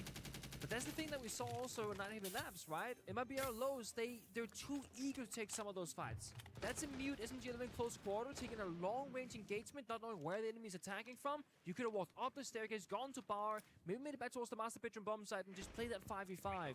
Instead, you're playing down in numbers. Not the perfect circumstance, but it's still winnable. They got dash on the clash, dash on the clash, dash on the clash 3 times, James. And that's going to be their win condition if you can stop this push. DD, though, does look to try and fight Dash using the Candelas. Out goes one, a second one likely to follow. In comes Annie with the Blackbeard. Doesn't find its mark, but Chibisu will win his fight. Assisted by the Logic Bomb, but now he has to meet Dash with that Clash Shield. Locked on down. Dash with Can Clash. Shurip win the fight? dancing. No, indeed, he cannot. Dash will peek him. But Chibisu with the quick backstab. He is so deadly with that SMG-12. It comes down to CAG with the last-minute eruption onto the bomb site. 3v2, and Dash looks the wrong way. Gets taken down by Chibisu. Finished off with the call. It's all up to Dafo in a 1v3. They know where he Damn, is. they're Chibisu just claims body the checking. 1-by-1. This fiery Japanese team are incessant. They may leave it to the last minute, but they do not miss a beat. Well, like you said, Chibi on the SMG-12. This guy's running on the building. Piano window, bathroom window, jumps in, takes down the clash, goes into office. There's going to be a bit of a blender there at the end with 3 people stacked on office door, hunting down that final defender from MIBR lows. And it really did come down to Dash here. Playing shield positioning, locking down, stopping the push, but he overstepped just a centimeter too much. 1 step to his left and got shot down from Piano double door. Not able to use that shield for protection, and that leads to a huge gap for the taking. But CRG, again, they got much more confidence here in day number 2. Yeah, very much so. They're looking good, they're looking ready to go, and honestly, if I'm MIBR Los, the amount of damage that Chibi dealt with that SMG-12 and with the Dokkaebi calls that round, I'd be considering banning out the Dokkaebi. That could be. Yeah, of course, happened a lot when the rework first released, but hasn't been so much a focus as of late. There's been a minor nerf to Dokkaebi recently, changing the way that the activation works out. Well, actually, it's not necessarily a nerf. Okay, right. You want to explain it? Okay, to the class? So what they did, okay? They have implemented a cooldown per person that you're calling. So before that change, you could spam call the same defender 4 times in a row, effectively. Now there is, I believe, a 14-second cooldown per target. But now you can just chain, you know, right now you can call the Smoke, the Jaeger, the Kaid, boom, boom, boom. Whereas before, you just spam call just one guy. So it's a buff in the sense that you can now just chain it out to different people and call 4 during an execute. But it's a nerf because you can't spam hunt that one roamer. So it's like, she's better in some areas and worse in other areas. Thanks for explaining, man. That sounds like a nerf to me. Fresh would disagree with you. That's why he is a great analyst. I'm sorry. He's Sounds not- like a nerf to me. Okay. Jack, I'm on your side, buddy, if you're listening to this, okay? I will not have this Sorry, slander. Pangu, you left him out to dry with that one. Like, that was easy. That was low-hanging fruit for I me. just picked somebody that would back me up in my opinion, that's all.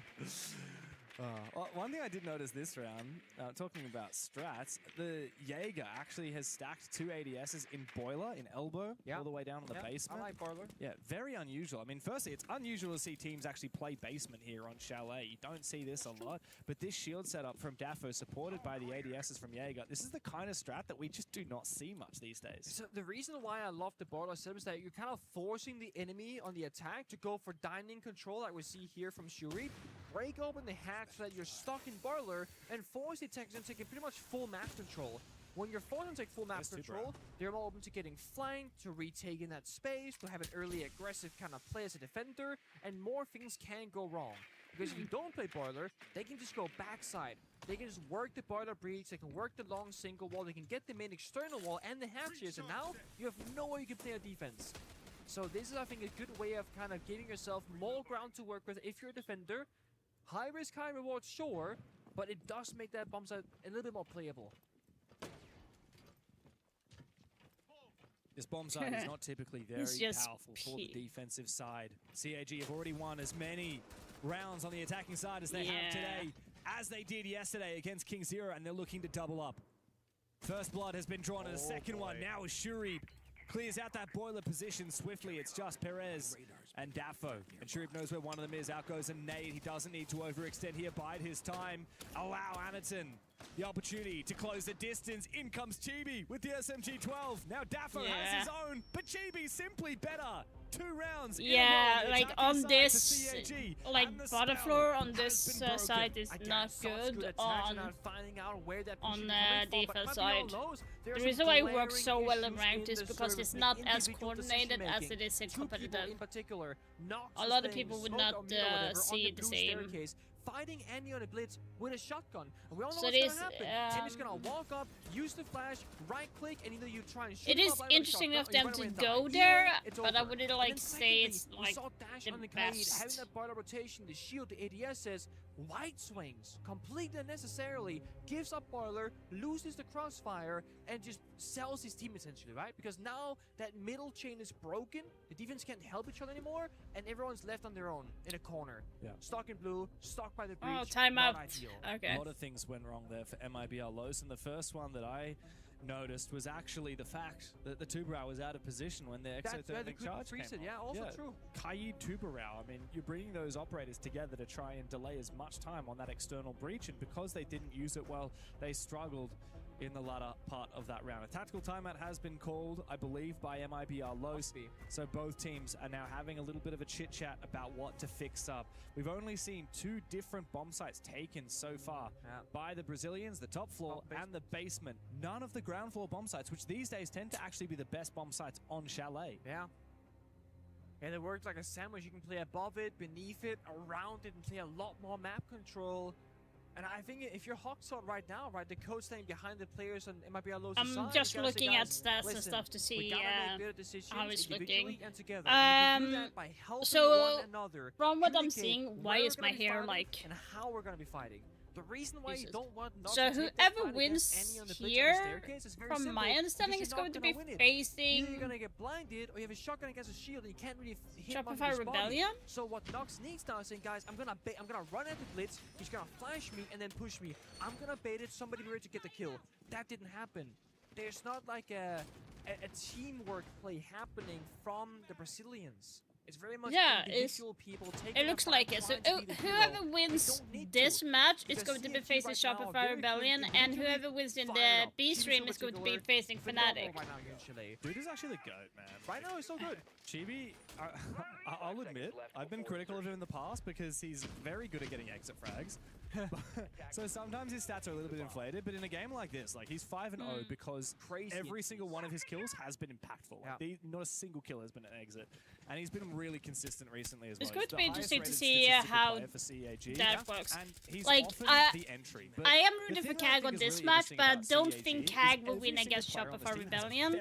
And I think if I had to choose who Shopify Rebellion should be facing, I feel like for them to be winning, it would be easier to probably face CAG in general. If you're gonna target ban him and respect him in that way, respect him also in the fights. Yeah. And it feels like a player like Max right now just doesn't maybe see it that way.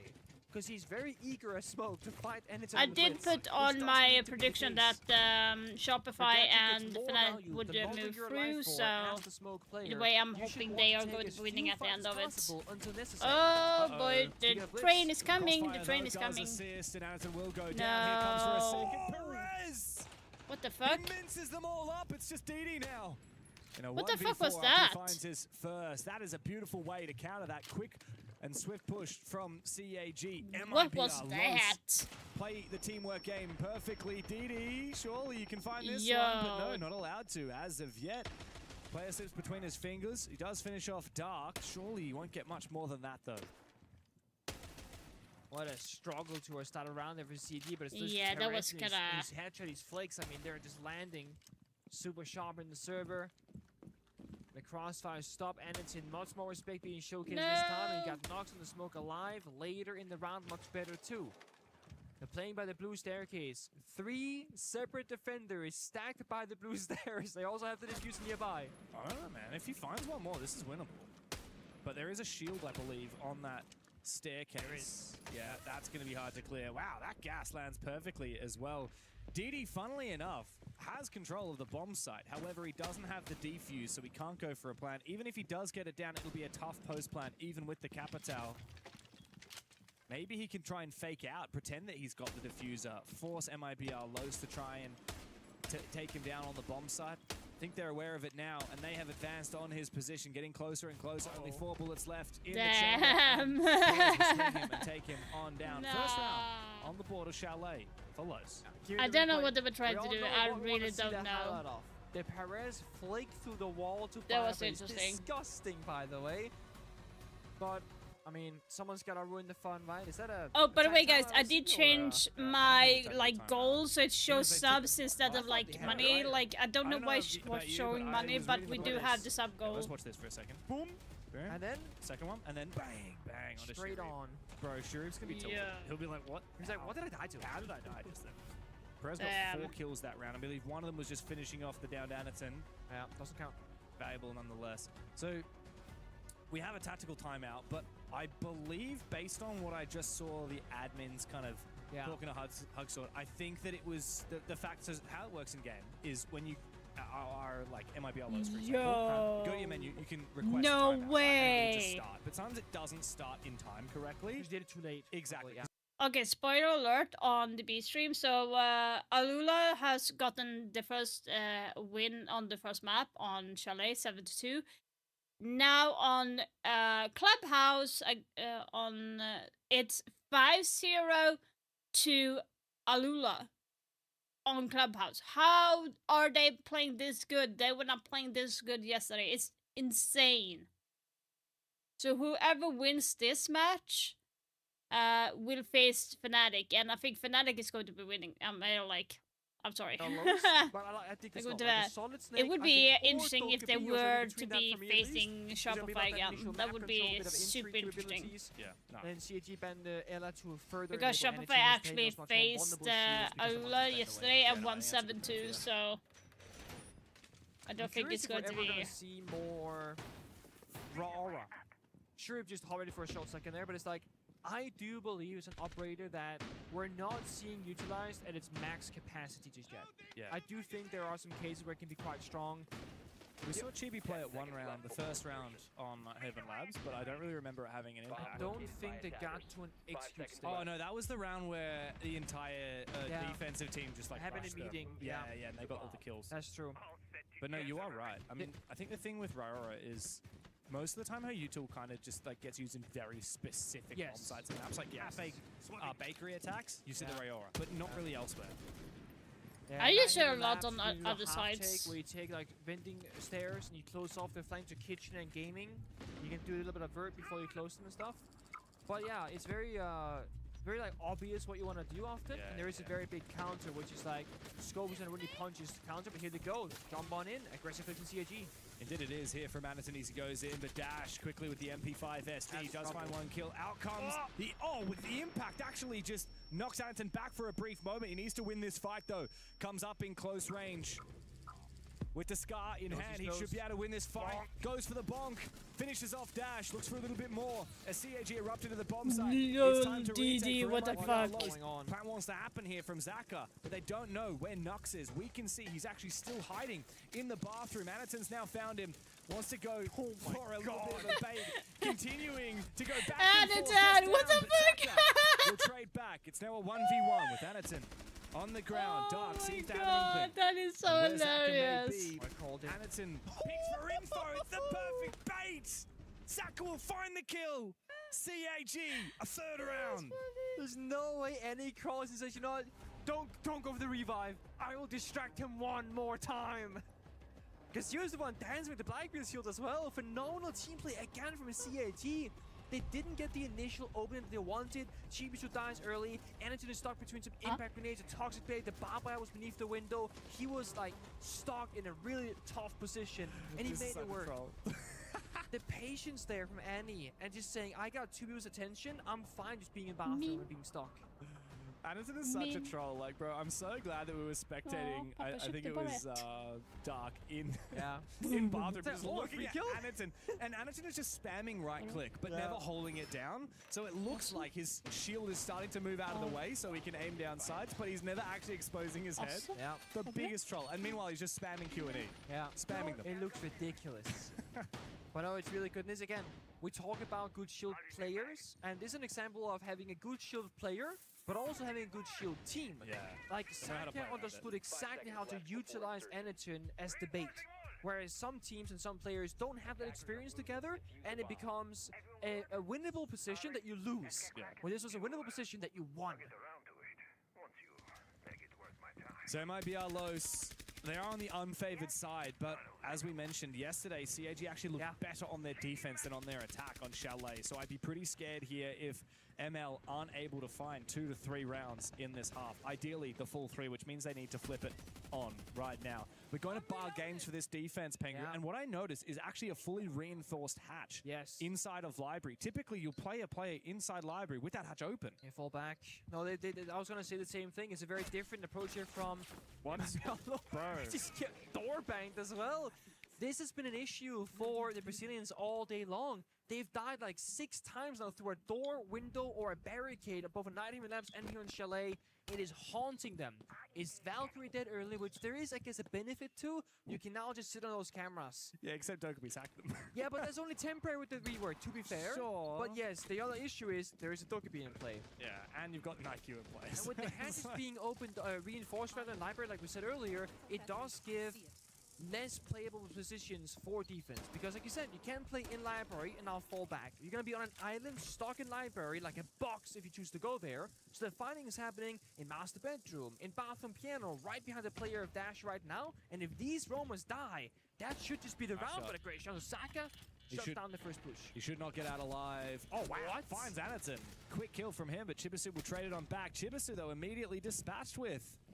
Now it's CAG on the back foot as MIBR Los may be in the perfect position to flip things.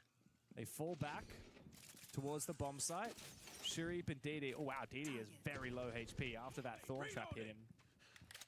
Really a lot of pressure now on Shurip to land these shots with the SMG-12. Yeah. One of those rounds where if you just wait a little bit more for Anderton to walk in with the Blackbeard, get the information, then start working those window repels, maybe the result will be different. Small mistiming though. They can do a bit of it, they got a little bit of time to work with, but now the has been reinforced and no hard destruction on the attacking side. This will heavily favor MIBR Lows. They can play those corner positions, play inside of games, play inside of stock, and just not expose themselves to the hatch or the verticality. Again, Didi is so low on HP though. Like, he can't even afford to walk into this laser, for example. If he walks into that laser, he's dead. He can't walk through the barbed wire either. He'll be dead. Shurip's got to do a lot of the heavy lifting here in this round. Didi, though, reveals his position by shooting that barbed wire. I think Shurip is actually going to go for a drop. Nux will catch him.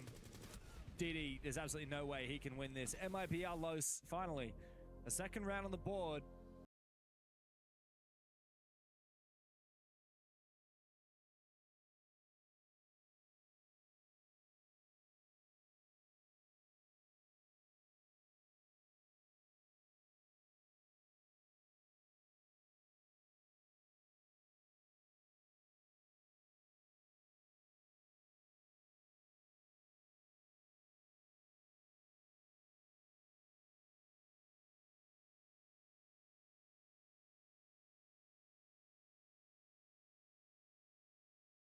That is a disappointment for CAG, because that means a momentum swap as well. That too. To go from a 3-1 advantage to a 3-3 is pretty hard press. You'd feel pretty cheated. And MIBR Los also may well be a lot better on the attacking side than King Zero were yesterday. So things to keep in mind. Let's think of it from the Brazilians' perspective right now, right? You've been given a lifeline. It's now time to double down, time to bring it back.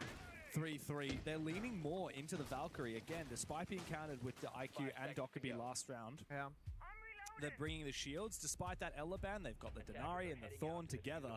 And the unique one here, even with Azami in, they're preferring the castle. Yeah. I do like it though. I mean, there's always a discussion of if the enemy brings DMRs, Asami's more or less ineffective, whereas as the castle does require soft destruction, which there is a Flores in play for that. And of course, heavily playing around the information game open traps and the cameras, TB Great Sean to Perez, and that is going to take away a little bit of that roaming presence. Perez often is one of those loose players that will do whatever he wants. Not to be for this round. I do think for CAG though, you just play out the round as you intended. Step by step, nice and slow. Utilize the Grim Beast information. Try and look for a big boom kill, just feed it downstairs. Get Anakin as a Blackbeard inside the building and start working it. He's got the booms ready. He's waiting for the Grim Beast red ping.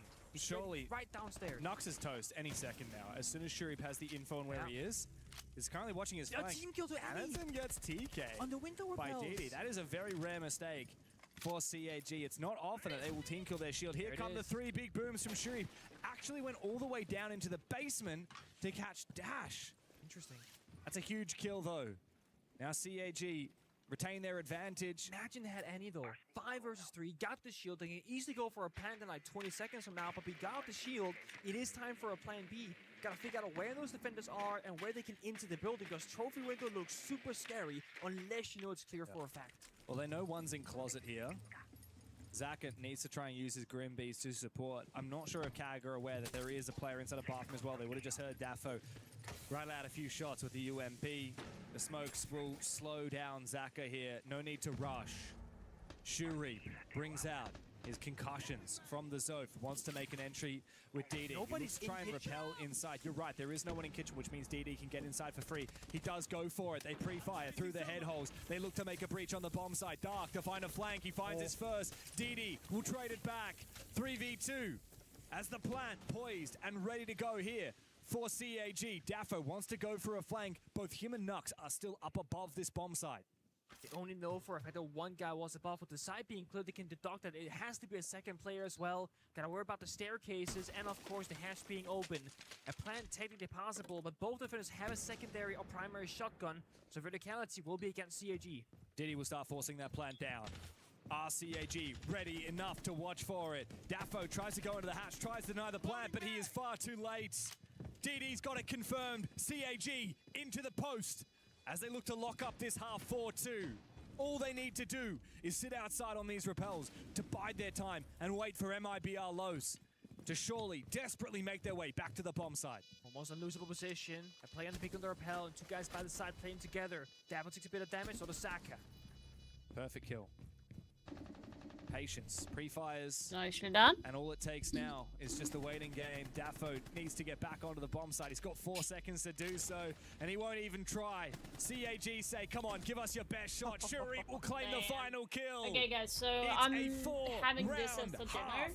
The CAG, they are They- well on their road to redemption. You see what happened there? The second they won the round, DD looked down the table to Annie and said, I'm sorry for team killing you. Hands together, right?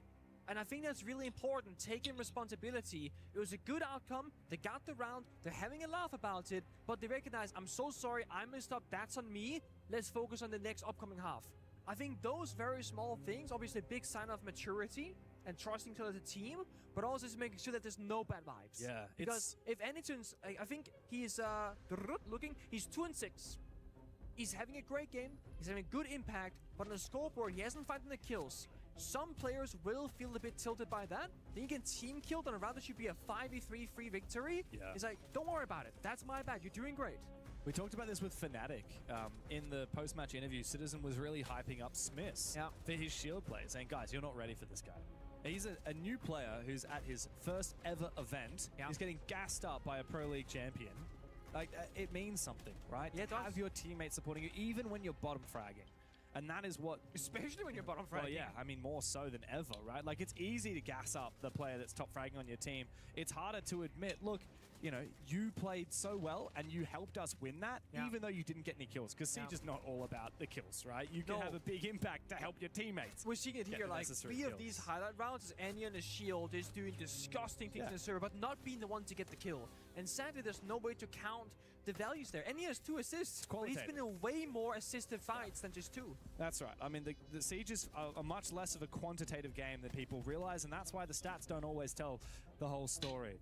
What does is how your team chemistry can lend itself to getting yourselves wins. And CAG are looking a lot better than they did yesterday when they fumbled against King Zero and when they fell short to Fnatic. And look, to be honest, I remember casting that Fnatic CAG game, and I'll be honest, like we casted both Fnatic and CAG during the regular season, you and I, Pengu, and I had very high hopes for CAG. I was also very impressed by Fnatic from what we saw from EML, but they were very inconsistent. CAG were the opposite. Yeah, they were consistent. very consistent. So coming into yesterday and seeing CAG drop the ball, it was an immense disappointment. And yet, I looked back this morning and I was like, hang on, that game was a 7-5. Yeah. Technically, Fnatic only just won. It doesn't feel that way in my head. It felt like a 7-3, 7-2. It felt like a stomp, right? And then to see CAG fumble against King Zero on the first map, again, all of these reasons why in my brain, it feels like CAG have underperformed. But this performance today against MIBR Lows is everything they've been looking for, and it does give you a bit of confidence that this team has actually improved in the last couple of months since the Salt Lake City Major. Also, the last match against King Zero says, I think 7-2, 7-2 victory. They lost the first map, and then they just it's like, imagine he just hasn't had that first map of loss, right? 7-2, 7-2 is like dominant victory over King Zero. King Zero, yeah, and we saw the exact same story from them in some of their other games. I mean, against Scars, they lost the first map and then won the next two. Against D+, they lost the first map 6-8 and then won 7-0, 7-5. Exactly. Same thing happened again against D+ in the grand final of APAC North League. They lost 7-4 and then won the next two maps 7-2, 7-3. Yeah. It's a common thing, and if you speak to Sparky, the coach of CAG, he said before, like, I remember, I think he was telling me about the D+ game. It's like, look, when they started playing really well on Labs, we thought, okay, I didn't expect them to be this good, but that's fine, because, like, we've seen their playstyle, and we know we're going to win the next two. And then they did 7-2, 7-3. Yeah, this is something that CAG have been contending with for quite some time, but once they are playing to their potentially, they are unstoppable. And they're well on their way at the moment, only 3 rounds away from knocking MIBR Los out of the Esports World Cup. Wait, how For is a it second, I looking thought we were doing on some spicy. Perez had Fuse LMG Savage locked in, 1.5 but not to beat. hour? Got the I would guys have loved to instead. see that now. I was thinking, okay. I also That thought we could were be going a to get a record sense for a fast hot game, minute. actually. They were there for a moment there. Sense and Rayora are two of my favorite operators that we just don't get to see Damn. enough of. Okay. I think Sense's highest Okay. pay grade map must be Bank. No, CEO mate. pay. Huh? Not Haven Labs. I think Sorry, Sense is played. Lair. Tertiary Oh, bomb site Lair. okay, Sorry. okay, I get okay. Labs and Lair confused because of the L's, but no, it's Lair. 100%. It might- okay, it might Tertiary be bomb Lair. site Lair. Oh. It's like 100% No, no, that bomb site, Shuri. Punished. Yeah, well, nice kill there from Dash early on. I mean, Shuri is the kind of player for CAG that... Who else is jumping outside? You can see Dash Double down. completely cack his pants as soon as he sees that detected outside notification right after he gets one kill outside. I'd be sweating, bro. I feel like this is a good old. Let's try and control the momentum, like Rob said. They in the got first map, right? Where it felt them. like the CG were defending, they were still trying to take Like- control and take charge of where and when the fights will They got happen. really If it doesn't confused, allow like you there to was punish, another one like, jumping around out. the two, you switch That up. was funny. You play utility, you play fallback, etc. But also look at the operator bands to further this point. Asami and Wamai, a lot of things that you can hide behind and protect yourself with is gone. So you are forcing CG into traps, into gunfights, into a clash in this case, for example. A lot of tracks happening here with Oh, both wow. the... Oh my god. Wow, the that was a- Demos and the Lion. That was a great play, actually, from Zaka, all the way down from bottom fireplace. But DD's about to go and meet the Glaz. He didn't wait for his glasses to recharge before he contested the Glaz through that smoke grenade. That's a bit of a mistake. A lot of damage done to 3 players from MIBR Lows, but they themselves have taken two bodies from the CAG camp. Now, Japanese need to fight back. and Newsaka was in the basement a few seconds ago. They know exactly where he's in the clash. And now Chibi as well as out of piano is exposed. And he Okay. finds first in the clash to damn. ease in the blow here from CAG. Remember, one important operator from the equation. There's no more glass, no more Yin Candelas rather either. So limited tools here from the attackers. They're ready to go for it, though. Look at this from Dash. He's the first one in the building. He opened up the round, What? but he doesn't check Anaton in the corner. Out comes the shield. Chibi's gotten back into position to try and Oh, support. see, look, Out comes a C4, but it gets shot out of midair. Great play from MIBR Los into the 3v3, and this is not a free plan after all. In fact, And it they're might not be flanking. free in the slightest. Zaka comes through a flank, but thankfully the Nice Blackbeard is read, there. Watching nice away. Oh my read. god! One tap No. onto Chibisu. It all comes down. The CAG's captain, Anaton, with the clash, shield on back. He brings it out. Spots out Daffo, but he's about to meet him head on. Daffo goes deep with the Reaper. And MIBR Lows show they do have a little bit of fight left in them. Such a hard round to play for Sack. He was in the basement, baiting out the Demos tracker, the Lion, saying, hey guys, I'm over here, worried about the flank. And he had 2 options. Either you walk back up either the blue or fireplace stairs and go for a fight, or you go all the way back to West Main, off through Solarium, and you join your teammates by the side itself. And he was Unlucky. just taking that risk. He was thinking, hey, if there's no flank drone, I will get a kill for free. If there's a flank drone, I probably die. Yeah. And that's when the That was round a went from good 3v3 read into a by 3v2, Loss, and a actually. one-tap They shot that ignored knocks into a the 3 roam versus 1, present and there. that changes everything. CEG called their attack timeout, the final one here on Chalet, because it was called earlier by the Brazilians. Sparky, final few words here to the boys. Yeah, what does he have to say? I wonder.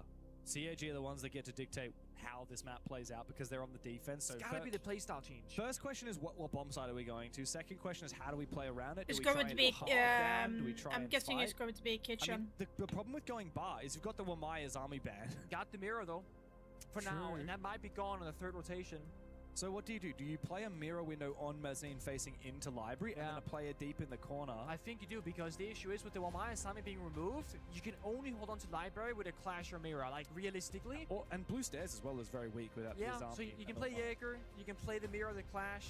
No, they They went are for gonna go bar. bar, they do have the mirror, but no Jaeger, I think no the- deployable shield either. The lack of mirror scares me here. I think that Like, even... Jaeger scares me. Sorry, that's what I meant. Oh, okay, you said mirror, no? Yes, Okay, they just do have making a mirror. sure. No, Just I making meant sure. I meant the lack of a Jaeger Yeah. scares me. Yeah, because you can't really play safely on the blue stairs, and if you lose And blue Didi stairs, almost then the blew mirror position on himself the up mezzanine there is with just C4. screwed because you're gonna get swung from display. Yeah, so I was thinking like, you need to play maybe clash, no Jaeger, or you play Jaeger and a shield and you're just kind of chilling. Yeah, I mean you could definitely play Clash on the top of blue stairs. However, they're not they're doing the flip hole. They put the mirror window inside. Oh, okay. You can do They're two doing- mirrors. Wow, so One one looking in, one looking looking out. in, one looking out. Okay, so they are double committing here up top floor. Now I really want that Jaeger because Yeah, everything's invested in one area, and the idiots would get double Yeah. This is my ranked mirror strat, by the way, for this box. value. Oh, is it? Yeah. yeah, the two mirrors. I usually put my mirror on the other side though, not the. But then you Not the reinforce the right hatch side. because the hatch is gonna make you fall down otherwise. Yeah, that's fine. You don't actually play on the mirror. You play near the mirror. Oh, You don't have to like sit directly on it. You're not worried about the window in the hallway, the piano hallway. Yes, I am worried about the Okay, window. okay, in the okay, piano 'cause hall. I'm worried about the That's what I window. would usually have in his army. Okay. But yeah, But that's been the way. or a castle. Exactly. That's why I'm a bit scared about playing bar with Noah's army and Noah Mai. Yeah. But as I said, I think it only gets harder with the third operator band, so it's kind of now or never, low key. Yeah. And then, of course, we also see the second layer right now. We see the silhouettes. They're playing in-office piano with the castle barricades. No when one they is get playing popped, they stairs. fall back. Yeah, this is CG having a stop position that's saying, hey, we're starting all the way in master. And then when they pop the castles, they instantly sprint it back. They don't want the fight. They just want to like stall for utility. Now they're playing around the blue stairs, in library, in bar. They've actually surrendered the entire map control. Basically zero roaming now from CAG. This is a good setup, but with a lot of weaknesses. So this is going to be a great test of MIBR Los's. I cannot say that name. It's hard. Also, it's Gagged by ML, Varel, which is... MIBR Los, ML, whatever. Yeah. I'm surprised it's not CBV as well for Gagged by Varel. Okay, let's not get into that because that's a whole Anyway, problem solving. this is a great chance for MIBR Los to show us their problem-solving skills on Absolutely. the attacking side. Yeah. Like you said, the reason why it's a good example of it is because, as you said, a lot of weaknesses, a lot of gaps that we had. This should be on paper and easier than usual execute. But if you don't expose the few weaknesses in this bomb Yes. site, it's a very strong setup. That's right? the thing. This mirror window, for example, you can contest very aggressively. Yeah. Library window repel single. Dash there right now. Looking for it. The nade goes down. perfect. Gets the kill. And at them! Back onto Daffo. And so they erupt.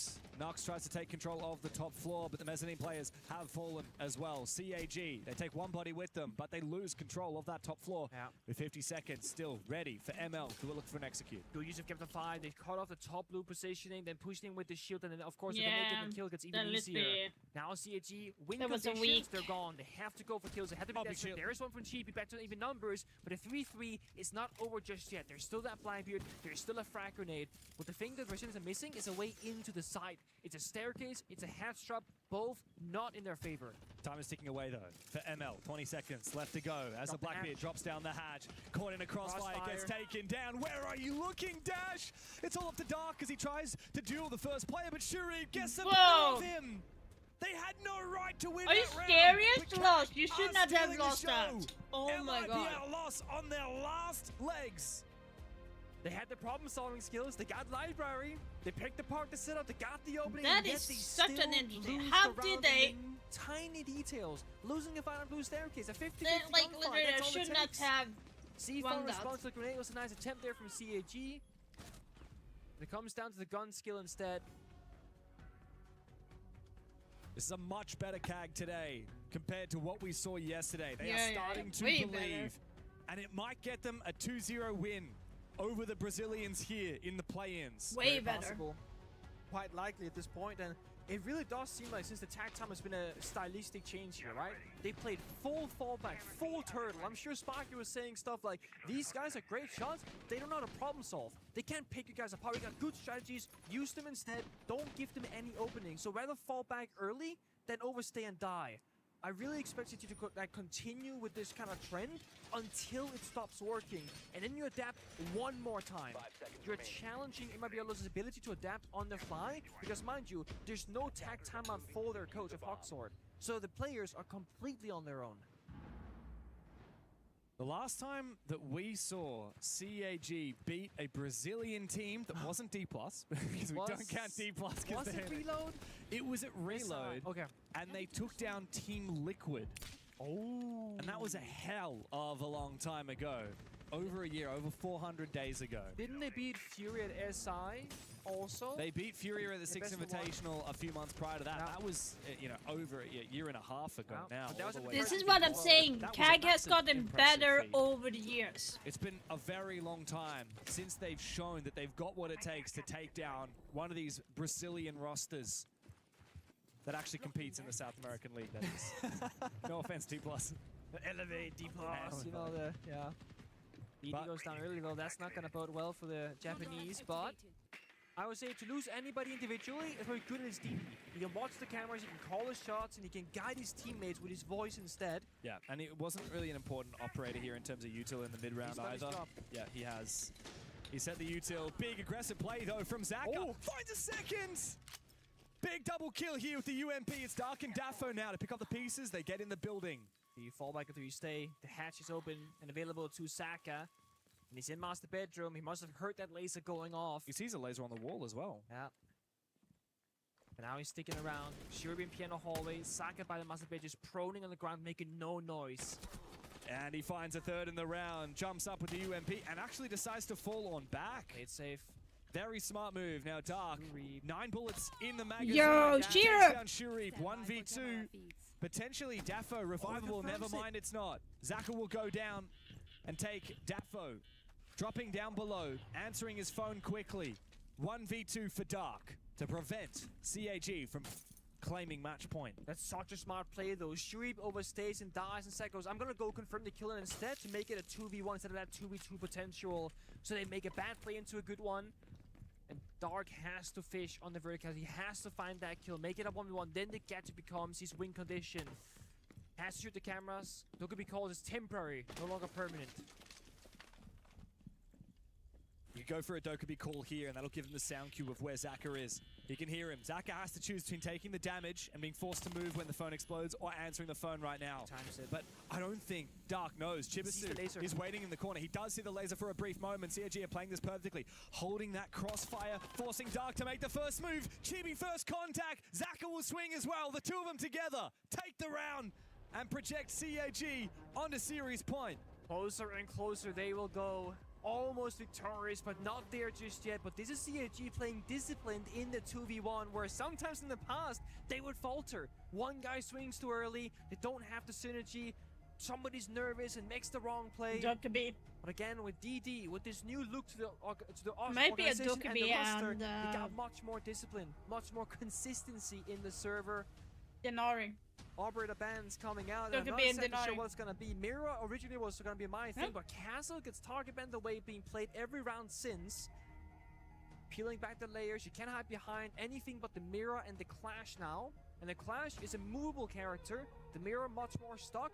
They both have different counters, verticality being one of them in particular. And then Ying as a response. Those Candelas, no more. For MIBR Los, it will need to be 3 rounds in a row to survive another day in the tournament, and even then it's not a given. Because the winner of this EWC. match is going to play later today Battleground. in a knockout match against Shopify Rebellion. Finalists from the Salt Lake City Major. Yeah, looking like the best team right now in play-ins. Yeah, and For not sure. by a small margin, No, that's no, for no. sure. Look, CAG have really made a strong case for themselves of actually being a decent team, decent enough to make it into the group stage maybe, but it could just be a little bit unlucky for them, who their opposition is in this next match. Don't worry Yes, about that that was yet. right. All So you need to whoever focus wins up here on is going is to be one more facing, round here. 7-4, 7-3 over MIBR loss. That's a bit of a statement. The first time they've beaten a team that's not from APAC or CNL in over a year. And changing their chalet around from yesterday, having a Be right brutal back. loss to a convincing victory if they were to close it out here. Losing to the bottom-seeded CNL team, by the way, Yeah. on this map. It's gonna give them a bit more map pool power for the games to come, because again, BO3s, they require you to dig deeper and deeper as you progress the tournament.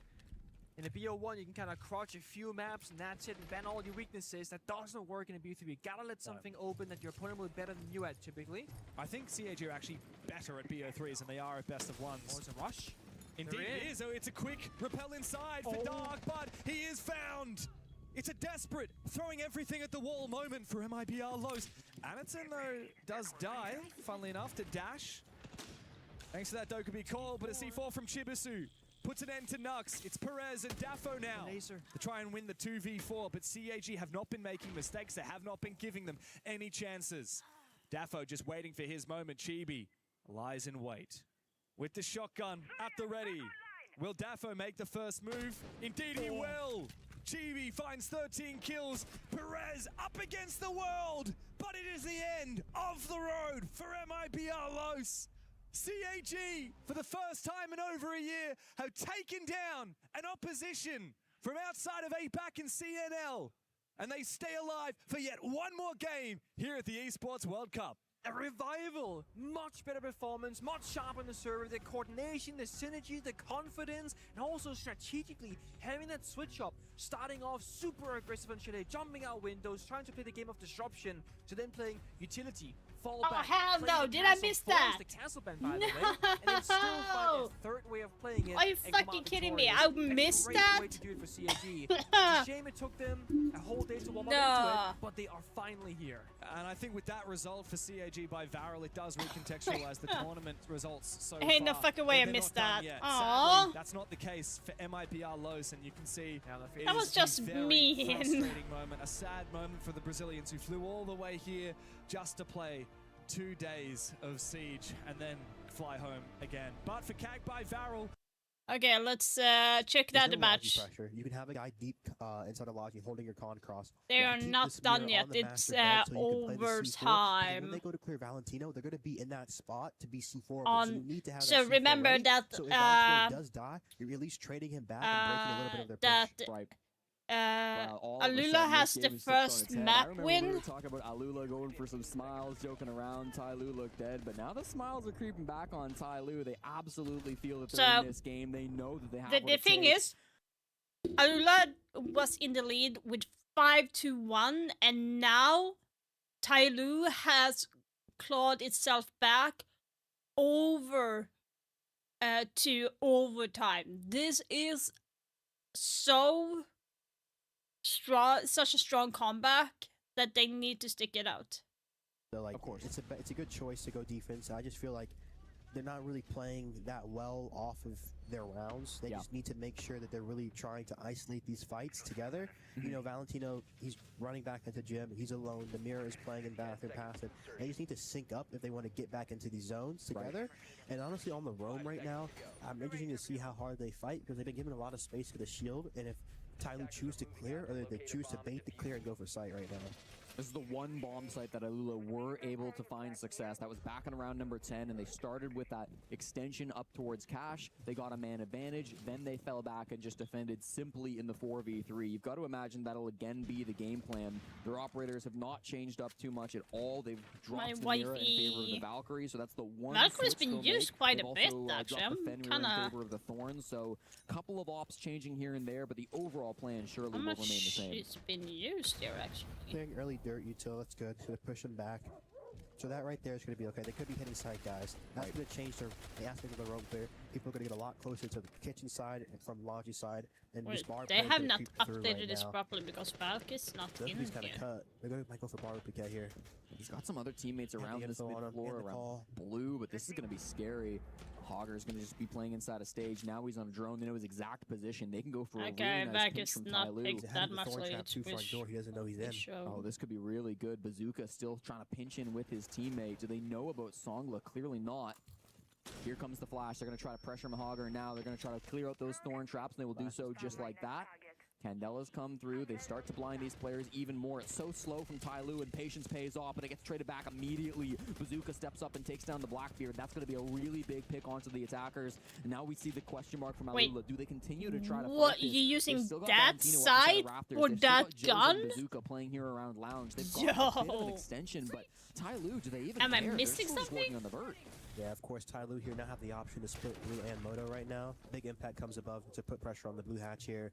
But right now, Ty Lue needs to recognize how many people are off site and need to go for the gap on site. But the thing about Scopus is he can TP back at any point here to help site. Gonna do the moto drop right now. This might signal the start of the execute. Valentino's back. This is smart from Valentino. This wall continues to be soft, so he has to just back off as soon as he teleports in. Crazy finds No, Abe. come That's a on, Ty really Lue, big come pick. on! Ball falls as well to Valentino, who's just rotated on back. It's one traded from Jackie Wu, but he's got so much now, 2v2. Songla up on the kitchen hash. He's trying to hold this angle as the rest of the defenders are lurking around in sight. Bazooka unlikely to get picked up over towards blue. Close on the church wall. That's going to be Valentino. He doesn't have a phone anymore. He's taking a lot of damage to that Dokkaebi call. They'll throw one more call over towards Crazy. Jackie Wu holds the defuse kit at his feet. On the prone angle. Why are you Valentino gets proning? Slammed. He was aware. He might have heard that position change. Now Crazy. They know exactly where he's at, and he's on 1 HP. He's got to go crazy with this TCSG, living up to his name, but they're just going to go for a plant inside a church. They know that this one's safe. Finally, Songla's going to go down to that fire charge from the Goyo, so this is going to get very tough for Crazy. 12 seconds on the clock, but this plant will Come finish and on, reset to Ty Lue. 45. Here's the long angle, and it loses. Songla Oh my finds God. that pick, Jesus. and Ty Lue on map point. Wow. Good around. Wow. Alula again in a winning position, but again, just over peaking. The Thorn peaking before Valentino takes contact. You have to make them get deep. Yeah. They're not making their final play. They're pushing to the site. You need to make Come them on. force their hand. They're really separate right now. You can see their energy is zapped. They're not yelling at all. They're not as energetic. They're not smiling. They're tensed up right now. This is the worst thing that could happen for them. Dave, we're 2 days, we're a day and a half deep into the Esports World Cup, and we've already seen some of the best games of the season so far in Rainbow Six. I am so excited for the games to come. Ty Lue and Alula has delivered after a disappointing map one on Chalet, where it was a stomp 7-2 favoring the Middle Eastern team, taking their opponent's map pick. They went off to a 5-0 lead on Clubhouse as well, don't forget. They looked like they were going to run away, maybe a 7-0 on map 2. Yep. Oh, how the tides have turned. Now Ty Lue get their chance to move back towards the defense. This has got to be the one hope remaining for Alula. They get to attack where they found a lot of early success, but I'm worried about that momentum. Of course, momentum is big because they're coming off of that map where they're feeling very confident. They go into a nice half. They go into the defense. They lose all of that confidence. They lose their OT round, and now they're on the attacking side. I feel like if Ty Lue can get an opening pick, it can really hurt them right here. Map 3, if we need it, will be Fortress. That's where Ty Lue got their big victory over Chiefs, and that's where Alula looked really rough, losing to Chiefs in that 7-1 first map of the series. So you have to say that that third map does favor Ty Lue. If they also have the momentum running into it, then things do look rough. Alula want to finish this out here and now. Both of these teams would have wanted to finish this series as quickly as possible so they could be well rested for Fnatic, but obviously that's not in the cards for Ty Lue. They've got a lot of work to do, but they've been doing a great job so far. Early entry into stock here to cut their own clear. Newt trying to make vert, just missing him. Wow. Let's see if they have the Uzami out for the blue layer. Just looking to see Ty Lue just waste time on this roam clear. Maybe get a kill and then get back to site here and play for that site execute. Go for the wall. Good timing. Wow, get out, guys. Okay, Songla, he makes that play. Abe takes a ton of damage elsewhere on the map too, just playing up towards Cash, but with that pick, you said it, Dave, now they can start to rotate back down towards the site. It's a really aggressive move to save Abe and take down Mahogger. Songla is going to rotate back towards the site with that Scopos utility, perfectly played by him, and everybody else moves down to the bottom floor as well. Yep, very good round from them. Right here, it's going to be about Lula trying to find a kill back inside the site side, trying to work a kill here on the blue side. Jackie Wu is not back safe yet. There's still 3 people in blue. Jesus, Come on. this is bad. Oh no, what are they doing? They're going aggressive here. They might have spotted that with Valentino inside of Lounge. They've got a couple of bodies over in this direction. They do down Abe, who's going for one of those flanks. Now a player in bottom garage. We're overcooking a little bit here. They get aggressive in bottom garage, but that does not pay off, and they throw their man advantage out the window. Yeah, see, it's a problem in the strat because they have the hatch open and they're not holding stock. Songla goes back up towards the Raptors position too. He was never cleared out. He gets one, but Valentino gets the frag right back, and now it's Jackie Wu and Yovaker. They equalize with Yovaker finding the headshot onto Crazy. Now they just have to play sight. Surely we go back and play sight now. Jackie Wu and Yovaker. Still over a minute to go, but they've really brought this down to a tense moment. Valentino on 18, let's see. Valentino 18, Jackie Wu with 15. They've both led their squads as the veterans on each side. They've been here before. They've played at these international events. Good information from Joza. He's fought both of those defenders on the snake and can feed that over to Valentino. Takes the fight on a Jackie Wu. Loses it. Headshot by the main player on Tai Lu. He's done so much work to get his team here. Valentino, he's been the star as well. In the 1v2 with 35 seconds. Like, Jackie has 16 fucking kills. That's Tai Lu taking their opponent's pick, shutting down Alula, and forcing a third map. Damn. Wow. What a map. Coach walks straight off the stage. Coach is pissed. The coach is mad right now. And look at the elation from Tai Lu. What a game. I mean, they know they earned that victory, right, Dave? Like, that's got to be one that they had to battle back from. Of course. There were no doubt thoughts in their heads like, this might be us done in the tournament, down 5-0, and yet somehow they battle back. And I think you got to give so much credit to Jackie for the way he was able to step up, shut down Valentino consistently, and bring his team to the victory. That clutch was a momentum shift right there. On the gym. Nice. Jackie and Abe coming alive in that second half of the series here. And big congratulations to Tyler, of course. They keep themselves alive inside of this competition. Very attacker-sided clubhouse, I feel like what we're seeing. And the response from Al Ula speaks words. It speaks books to me. The way that the coaches walking off stage immediately, the energy doesn't seem to be there for them anymore. And I feel like Tyler were able to capitalize off the mistakes that Al Ula were making, right? They were trying to do too much on the defense, over-peaking, getting aggressive. They were always trying to go for the flanks, but it seemed like Tyloo always had the information on what was going down, right? Player going back up main. We have that on lockdown. We have the Deimos. We have the Dokkaebi. So much information on the set of Tyloo helped them win these attacking bouts. Of course. Yeah, I mean, it really just felt like they were able to take momentum back in that matchup. That they played so well, even on that final defense, right? Like, we're praising their attacks. We're maybe some critical of their defenses, but they played so smart on that final defense. They still put their Tyloo spin on it. They tried to retake Garage and got kind of slammed, but that's okay because in the 2v2, they got their heads back on straight. They played it so smart down in that position and still clutched up. I mean, they realized they couldn't get back to site, and so Song was like, I got to go back up top for you guys. He gives his life away so his team can get back into the site. So, I mean, it's just unselfish play coming out from the team, and it's amazing to see the coordination. They really understand that, okay, they wanted to flip into the game plan of going into site, and they realized they can't get back to site. And then, like, oh, we got to stay roaming. Let's go roam a little bit more. So it was great coordination, too, from the site player, too, picking up stock to get the guy dropping into site. And I feel like, too, Alula were kind of confused in what Tyloo were doing, and it really just kind of sped up their attack and made them make the mistake for Tyloo. Definitely. You know what I fear with what we're seeing? I fear that Alula are going to get a taste of their own medicine, where they win the first map so dominantly, they struggle in overtime on the second map. It's almost like we're seeing a repeat of what happened yesterday, but the other way around for Alula. They were able to capitalize off that momentum yesterday. This time around, with the things that we're seeing on this stage after this map, it seems like it is so much more in favor of Tyloo. Also, the amount of Scopels I've seen on this map, we don't see Scopels like super often, I feel like, in the current meta. A lot on Clubhouse, and especially for the flanks that we're seeing. But it makes me worried if Alula is maybe getting complacent. We're looking at rounds as well where we praise Valentino. This is going to be interesting. He's trying to win at a 1v1 with a deagle. Is that the most advantageous position?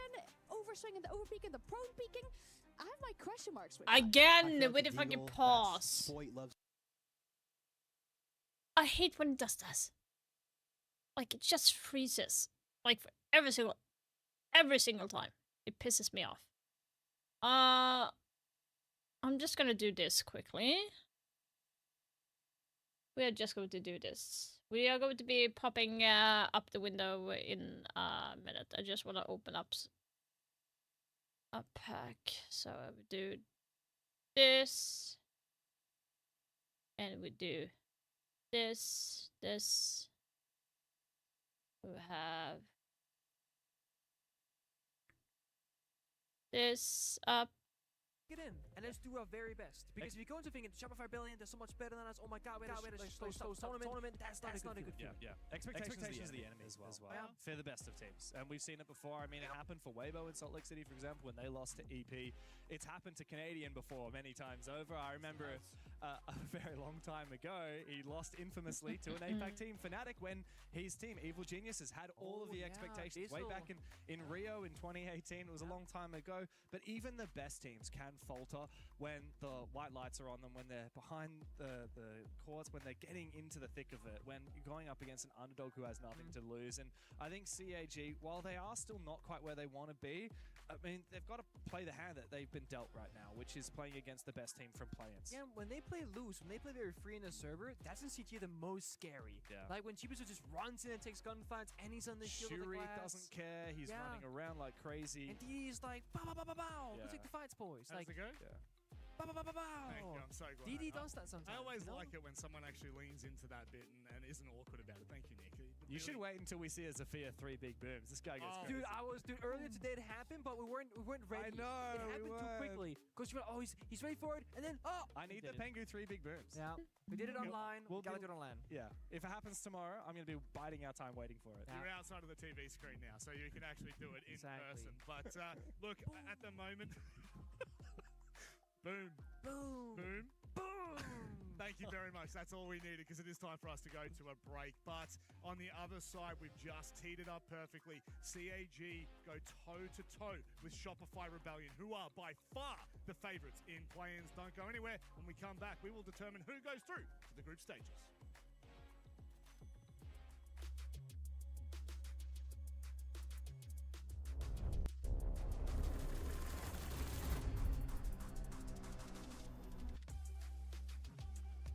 We have the Rengoku.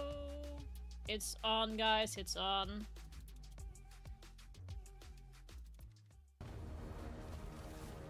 So do have it on. Oh.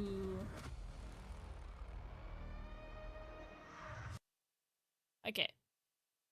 Let's just check quickly before the next match is starting. So let's go in for the collection here. Okay. So like that. For Caveira, that is a cool skin. Gridlock. I like this for Flores. The body skin is a little bit lackluster. The Gridlock, I don't understand. That is like the laziest thing ever. Then we have the weapon skins. Old Japanese artist style. It's kind of looking like an old drawing style, in my opinion.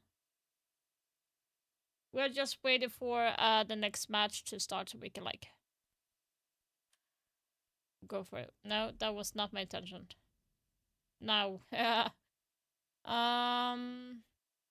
it's very old Japanese style. Don't mind the background card, actually. This one is pretty cool. Like that the most. Now for this Caveira's Koi. Let's check the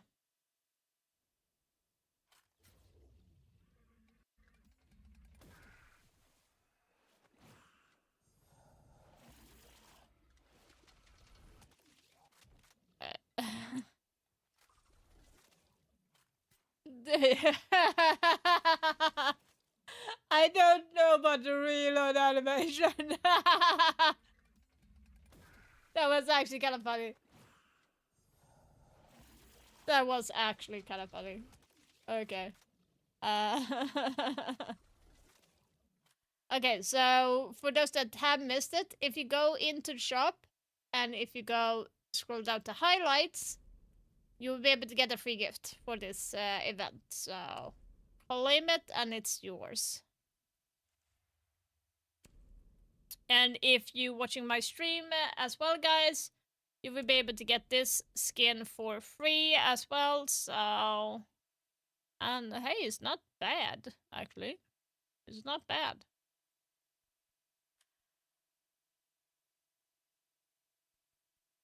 It's actually not that half bad.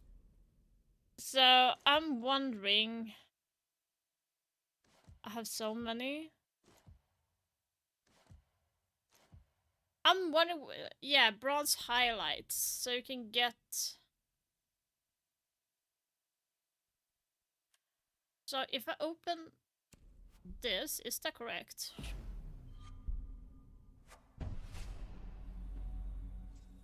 I have that up. Yo, so is it if I open these? Is that it? And for pursuit?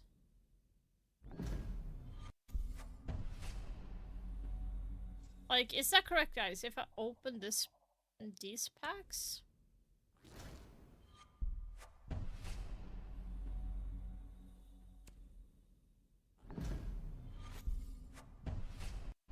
Let's see IQ.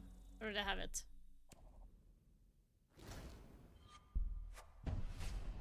I have that as well. A lot of duplicates, just saying. Come on.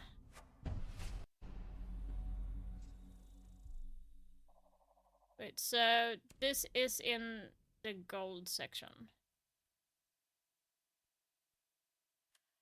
I ain't gonna get shit.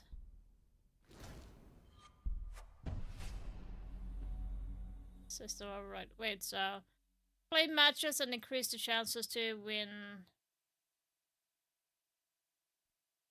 Okay, so I guess I have to go in and play then, so. Fake black eyes. Okay, I've opened up 5 more. Ooh. Oh yeah, we got the black eyes.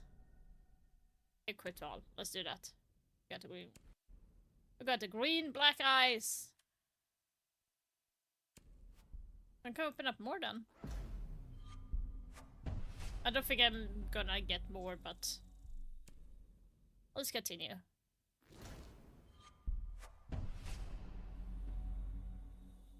Actually don't mind this. Actually, like, he's looking very dark. Wait, I need to double check on Jaeger. So this is steel wave. What does Jaeger have for?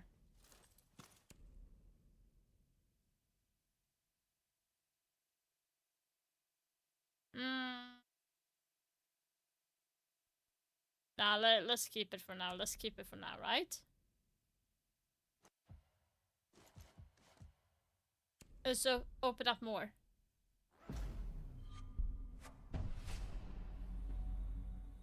Actually, don't have that one. Don't like it though. Then override. I mean.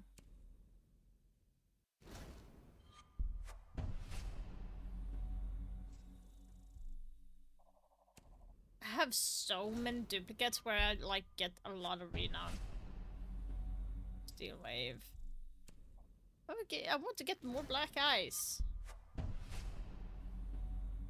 Parabellum.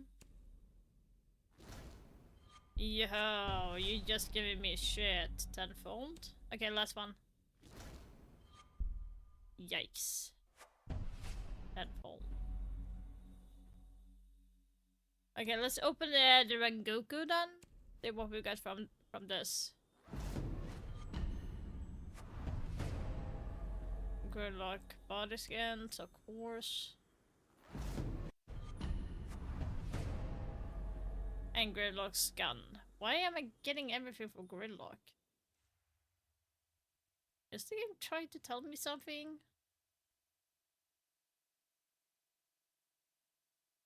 Kinda weird. On this top floor, we're going to see Ty Lu and Alua Let's trying go to back battle for things this. out on the roam game. This was something that Ty Lu struggled with quite a bit on Clubhouse, where the roamers weren't really able to get back towards site. They've got a good ping onto Abe and also some really good damage onto Songla. He's going to be the Azami holding down that horse position while Abe tries to roam on that south side, maybe alongside Doha as well. They've got a couple of different options, but instead it's a swing from Abe and he goes down to Crazy. That's really good information from Alula and hard punished on the roam. There's a shield play coming out, Jesse. Uh-oh, there's another one from Bazooka. Instantly finds one back on a Doha. The shield play that you wanted to see is coming into full effect. A two-man lead now favoring Alula. What do you do if you're Tyloo in this spot? Do you need to get aggressive? It's a difficult situation because you can't get too aggressive off the initial kills because they're going to be looking for that aggression. You have to wait until they go into their next round transition when they're looking to take the next set of space, either horse or bathroom side. They need to look to make a play against that here. Especially too, they have the briefing walls fully reinforced off. Trap did big damage to Crazy. Wow. And the flame. Oh no! There it is. Jackie Wu hits that Vulcan canister and will finish off Crazy. He heard his own trap going off, of course, there, so they had good information on that Blackbeard. But he's done his job in some sense, right? He's pushed back those roamers. He's worked his team into a two-man advantage. You'd certainly like to have that shield to assist with the plant and assist with pushing out those site players, but I still like this position coming through from Alula. Valentino switching scopes on the Twitch DMR too. I always think when you're switching scopes, you kind of feeling a little bit off about something too. Sure. So something to watch for here. Well, we're going to have to see what this ends up coming down to with 45 seconds. Joseph's actually going to go down below, of course, still playing on this Zofia. He doesn't have a perfect read onto where the players are at. Might have one now, get some good vert play, but it's not enough to actually get the kill into Yovaker. He's playing more passive by his mirror window. Jackie Wu falls to Bazooka, leaves it all towards Yovaker, and Songla now playing aggressive in towards Horse. Songla just backing towards the bomb site. There's a first fight, but it doesn't go the way of Yovaker. He misses some shots. Yo, that fucking gun is so stupid. How did he not die for that? But in the 1v3, he's got so much work to do. Bazooka just plays this passive, and even with How the Deagle, he did swings Mira back not out. kill A the guy really good there? round That from was so Bazooka. stupid. Very clean, but I That still was want kinda stupid. better work from Crazy on that shield. Once you have an opening kill, once you have a 5v3, he's continuing to walk alone right now. So I feel like he needs to make I sure know that gun he's is so with his strong in teammates close for the range, trade but that potential was here. that for me was kind of like close range. Not gonna lie. Looking at the side Like too, it kind of looks looks a very little calm bit right off. now. Valentino, the vet, showing up here for his team. Let's see. So a good start from Alula. Of course, this roam clear was really nice to see them coming through with a couple of important picks. And even after losing the shield, it felt like they had really good control of how they wanted to close out this round. I believe it was a triple kill coming through in the end there as well from Bazooka. Indeed, it was. So just working some of that off angles, being able to apply that secondary pressure that the rest of his team needed from him as he was pushing more on that northeast side.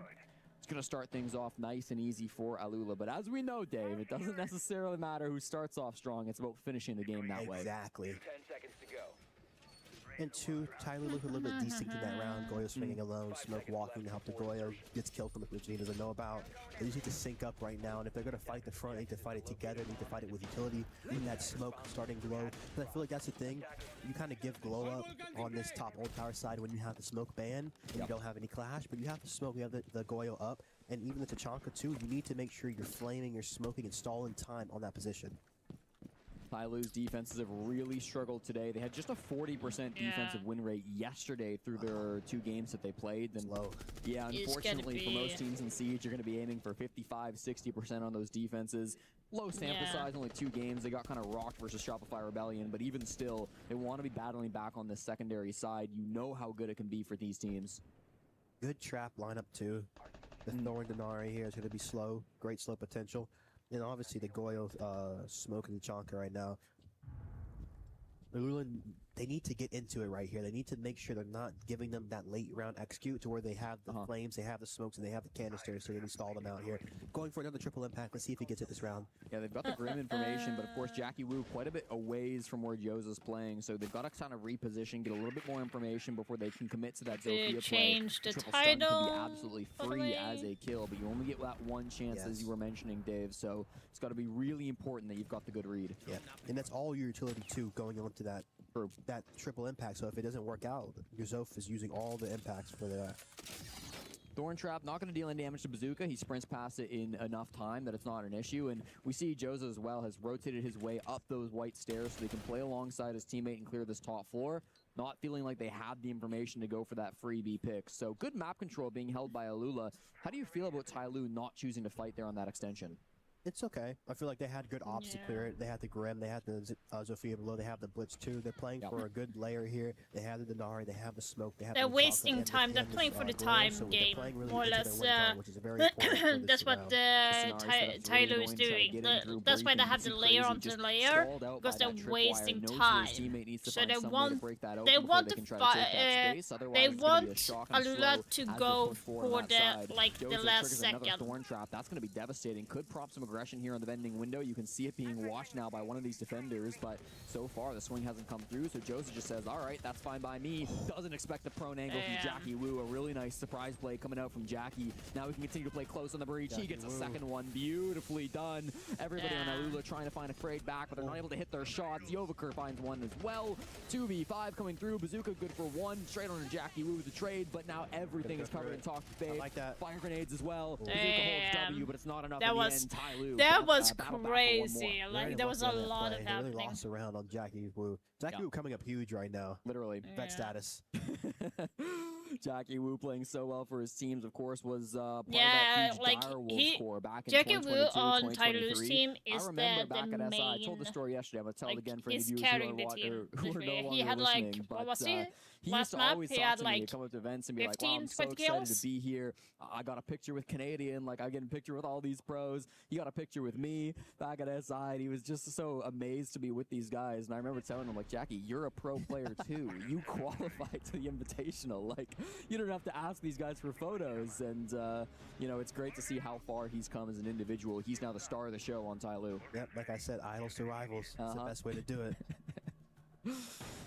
It's beautiful stuff. It's beautiful storylines being written here at the Esports World Cup. And, you know, the first map was dominant for Alula. The second map, towards the end, dominant for Tyloo. I think we're in for a competitive back-and-forth final map here, Dave. I'd be shocked if either team gets a big lead at any point in this game. Especially on Fortress 2, Jesse, it's a very back-and-forth map. You know, there's a lot of potential for the win on the attacking side, but the defense really has to play towards that win con. Like you said, they're playing into that smoke, that Tachanka, and that Goyer extremely well. And that I think that is a key issue for Alula, not leaving all of that intel up. Right.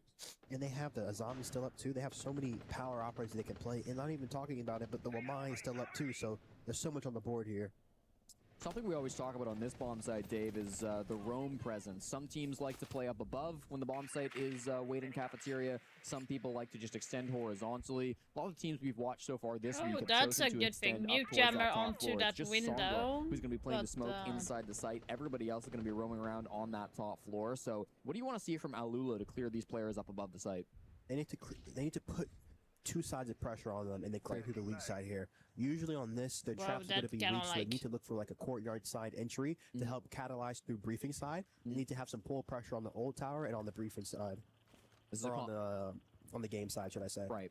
This is the same setup we saw yesterday versus Chiefs as well. Oh, wow. Bit of a kidding gap me? there spotted by Joza. He takes down Doha as he's trying to hit his way back in towards Med. Sometimes he plays that position on the Azami, but on the castle, he's not really able to find that frag coming back in towards the site. That's the captain down now 0-3, but Songlo will answer back. The lone site player finding the pick onto the Zofia. This is getting messy over towards Medbay. Bazooka finds one at Yovaker too. Players still inside the site. Everybody has fallen off that top floor roam as there's a lot of pressure coming through from Alula.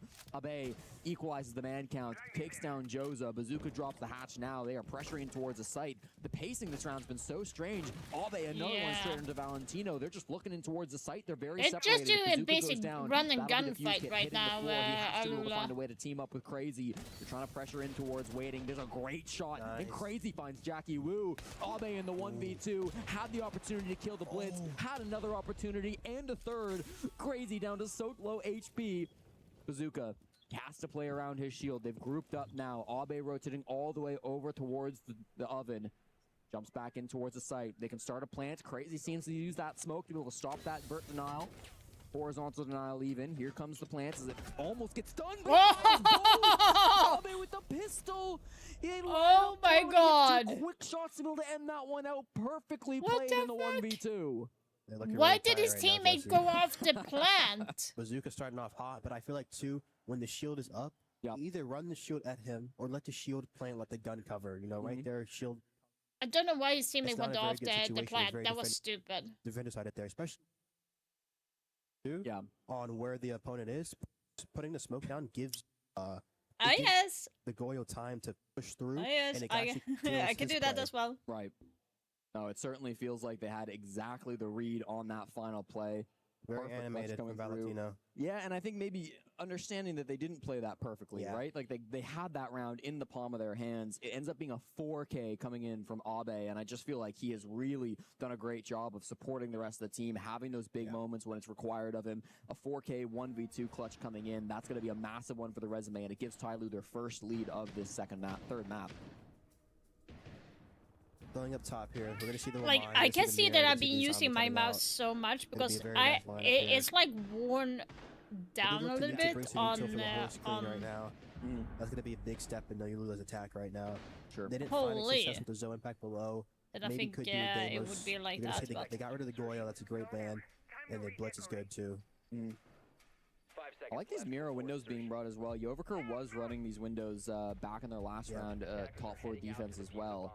Just add another layer to the strat. Make them have to use that breaching to get the mirror window open. Then you flex the deep wall, and they have to use more breaching to get that open. Right. So you're really just making them play a game of chess. A lot of these strats have been similar to what we've seen from Tyloo back in their earlier game versus Chiefs. They have a couple different strats, so it's not like they're running the same thing over and over again, but it's definitely looks that we'll be familiar with on the side of Alula. Valentino got cheesed. Doesn't mean it's going to be easy. Valentino, the most important player for Alula so far through this tournament, 0-3, yet to find a frag through the first 4 rounds. That's just on the horse door where he goes down. It's a brutal one to lose early. He was proning underneath that. That's a very nice one for people to try at home in their ranked games. Here comes, yeah? Utility getting shot out too from the Hogger. He's trying to use these Flores drones to find ways to break through the Kiba barriers. Good damage being brought up by Songo. Already one big pick from him. Kiba deployed. Backs off now from safety. Come What were you saying about on. the spawn peak, Dave? Good to know. Okay, we'll work on it, folks. Don't worry. 5v4 coming through from Tyloo. They're still favorites here in this round. It feels like they've had really good pressure up against Alula, and I just think that this might be a bit of a game of back and forth where Tyloo are just able to get that pick, then layer backwards, go for these reinforcements, play behind their shields. You've got all of these magnets stacked up as well. It's been really nice to see. nicely done by Now Joe's Tyloo. inside They're of playing that, it kitchen on site time down again. below. They're He's gotta just use these wasting Sophia and charges binding once their again. time. He's They got them in want his to hand. force They tried to use this to pressure Alula out to Horse go last time they in on the pushed last onto this site, second and to it was get somewhat like the successful. kill. It didn't get a free pick, but it was forcing those players back. It was providing that extra pressure. You've got the teammates up above as well. Mahogger's holding that angle. Bazooka over towards Briefing, trying to use these flashes to force out a swing, but keep in mind, that Smoke's playing behind a shield. He's playing behind so many magnets. He doesn't have to play aggressive from that spot. That's okay. Going for this horse queen with the Blackbeard. Standard issue here. Zofia doubling up right now too. Tyloo just need to make sure they don't give a kill. They do give a kill.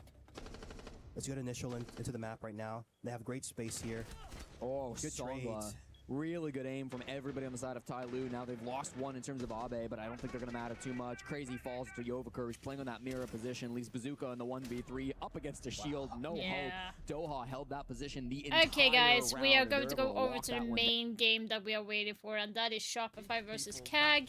So now we do have Clubhouse, Border, and Lair. Border is going to be the first Exactly gets to work towards play for the kitchen. He first needs to be time. mindful, of course, of these nitro cells that likely will be It's the thrown first his time way. it's being played. I like the mirror available for Shopify Rebellion, especially towards Church Triple, block that main stairs push.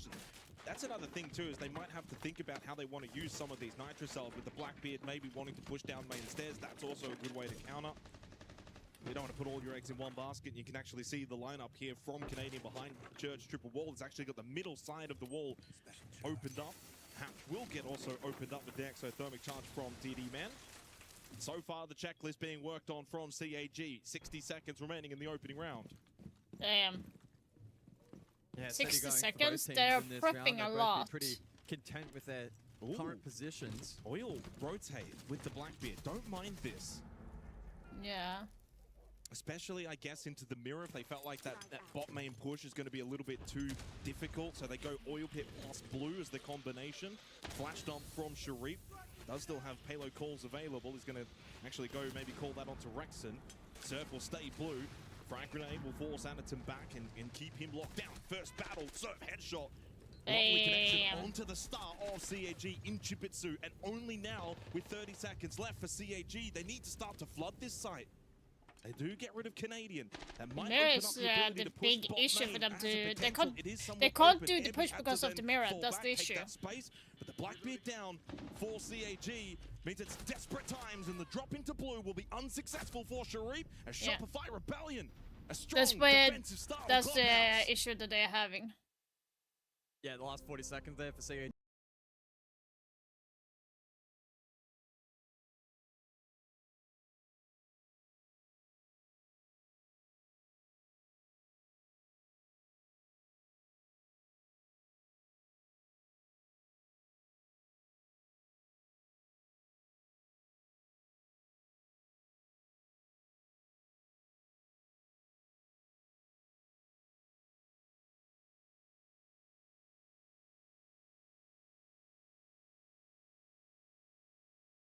Most difficult to take attacking wise, so I'm not too surprised that CAG kind of fluffed their chances in the opening round. They needed to use that really as a free punching bag.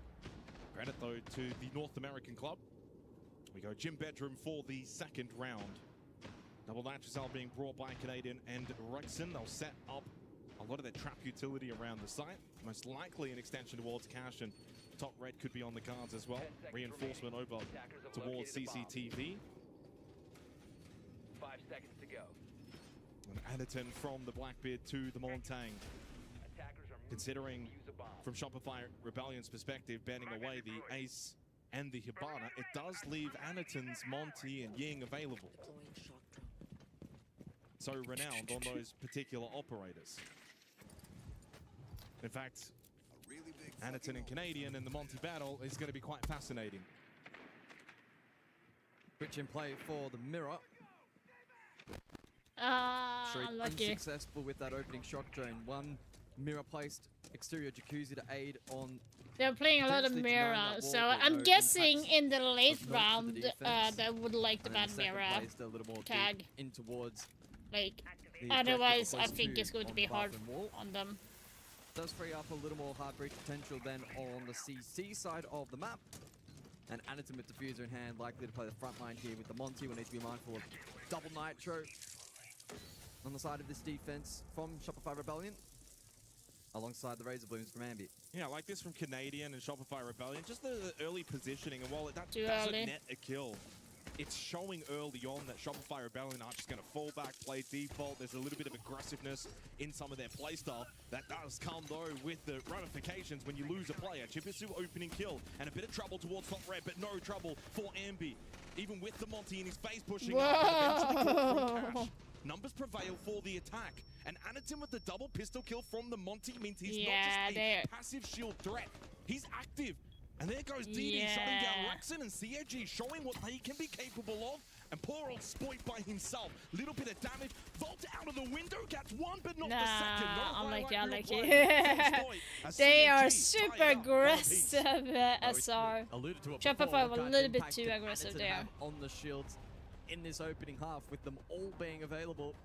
And he showed some really good composure and maturity there on the push over towards Redstead. Didn't get sucked into finding an immediate trade on the Ambi. Hi, right Flap, here. how you Would've been doing? Very easy to drop that Hope shield. everything is good Would've with you. died. If that happens, a lot of the rest of the push through Cash would have been far more challenging, where we saw him get the double 8 on the pinch CC. So shout out to Anaton like there. It wasn't just the 2 Canadian kills should lining up have the kill left a feed, it little was bit the early, and maturity prior to that Ambi to did what allow he could, that but to like, take place. So damn. Cash and CCTV, we will rotate through the opening Doing three good, sides. nice, One nice. for one, both landing a blow. And both relatively comfortable round wins. 4 alive in the first round for Shopify Rebellion, 3 alive for CAG by Varel. Aw, thank you. Good news as well for CAG. I miss you guys. Didn't work early on that Monty, but the bad news would be if it is successful again here, does it just get banned away? Realistically, for Shopify Rebellion, when you go Ace Hibana, it's not like you're going to then ban a third hard breach. You've kind of just left that third slot as a flexible ban based on maybe something you don't want to have to deal with. So they ban those, don't ban those. It's Typically, like we'll see the Capital ban they for just Shopify counter it, Rebellion. In fact, it's counter their most bans. frequent ban on Clubhouse. It is played in this round, of course, to help deal with Rafters. They have dabbled in the Monty Flex ban a couple of times though, so maybe if they're sensing Addison's a little too tricky to tame, they could go down that route, which we have seen Is it good to before. put the Now, barb we do on see red Surf as well on stairs? the clash. Yeah, he is. Okay. Top red at the moment with his positioning. Exothermic opening up Con single wall. And with main breach opened up, Surf's just going to peek around. Let's see where they are going to be. Really kind of keep an eye on Anton's positioning, because wherever he goes is likely going to be the forward path for CAG. If he's positioning towards Garage, probably Rafters clear. If he's going Con side, could be that Con side hit into Cash. At the moment, he's bottom Garage. Kawan ready. Well, Rexon's now got some help. I like bringing in the Clash over. They're sensing a lot of bodies now positioning towards Garage, and this is going to be where the main fight will be had in this round. Surf's going all the way to the stairs. Yeah, this might be a little bit. Yeah, this is preemptive. In anticipation for the Capital clear, Sharif still with 2 flame bolts. There's 4 in players pocket. contesting this, and as you said, with Sharif... Whoa, there's so many bodies on there. The flame bolt and then Zaka follow-up headshot onto Rexon. If they can deal with Surf now as well, which Yeah, they do, that was- Anaton wins the shield battle. And with that, they win Rafters control. That was nice. That was really Nicely nice. from nice. CAG. Not a whole lot that Rexon nor Surf could do in that position. Tricky to fault. Yeah. Shopify. Easy to praise CAG. 5 versus 3, 60 seconds. Their round to lose. Hempy's Yeah. going for a massive rotate towards Secret. Canadian towards It construction. is. Does still have It's a nicely nitro done. to help Spoit. Holding his own towards top red, but it means this server rack side is now vulnerable. Nitrosol from Canadian needs to hit and connect, and it does. That's a way to make an impact, but they lose Spoit top red. Big headshot from Sharif, and Chipiso immediately then gets onto the kit. Here comes Ambi. It's not Secret. It's up Oil Pit, but it's too late. Even with the ping, the reinforced wall means he can't spray it down. Although they're not aware of his positioning. Never mind. Chipiso back down bottom Garage, and it's going to be surely 2-1 in favor of CAG. Canadian gets 1, but 3 more required. In a very difficult post-plant position. One on the rappel. This DD is man, so. bullet to the head. They're just giving CAG, them right they now. take the lead. Yeah, pretty clinical That's there not from the good. attack. Great clear. Rafters.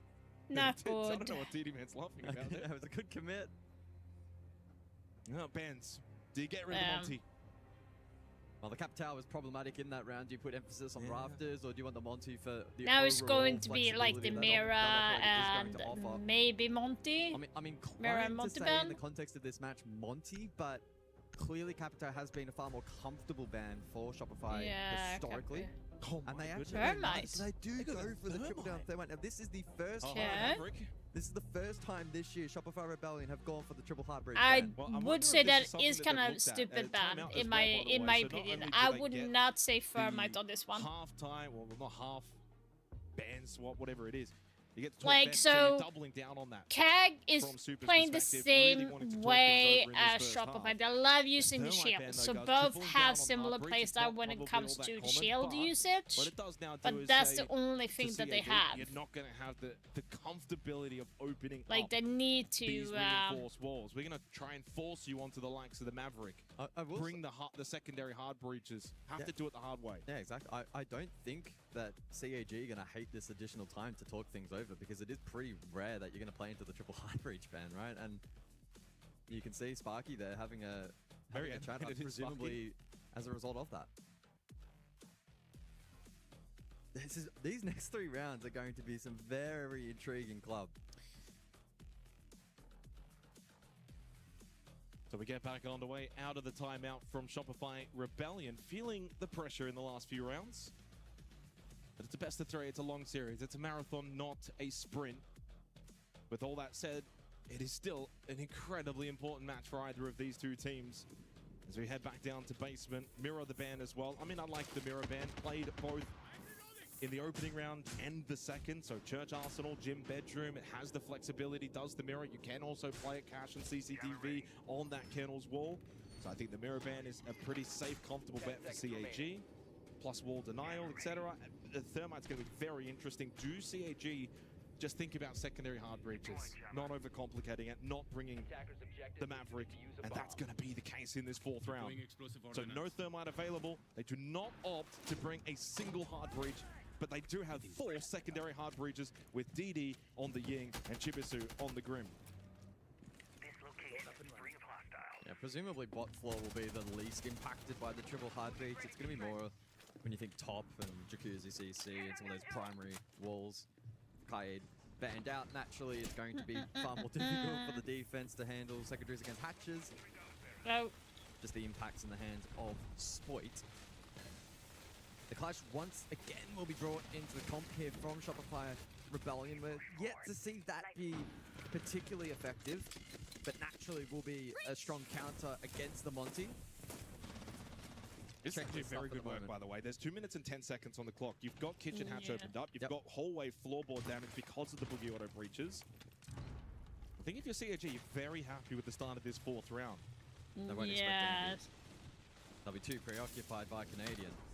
Nitrocell from Ambi, beautifully thrown onto nice. Sharif. Just what the doctor ordered for Shopify Rebellion, but maybe CAG want to try and hit home quickly off the back of that opening kill. Smokes Candela's little delay in the stutter step drop down from DD Man. No contest though from the defense. He sits the smoke and instead actually touches bot main. It's gone the wrong way. But it means he's got this control. Canadian can plug up this wall with the clash and he will get the information. But they've got bot main and they can get. Did they just second guess themselves? Over to stock. Chibisu You're not even doing it, I should. It's a really tricky position now. I'll play it down. I thought DD was maybe going to send it armory side, try and find an opening there, but clearly not the case. Final Candela deployed, final B is in, deployed. Anakin straight in. Spoit sitting in the back of sight.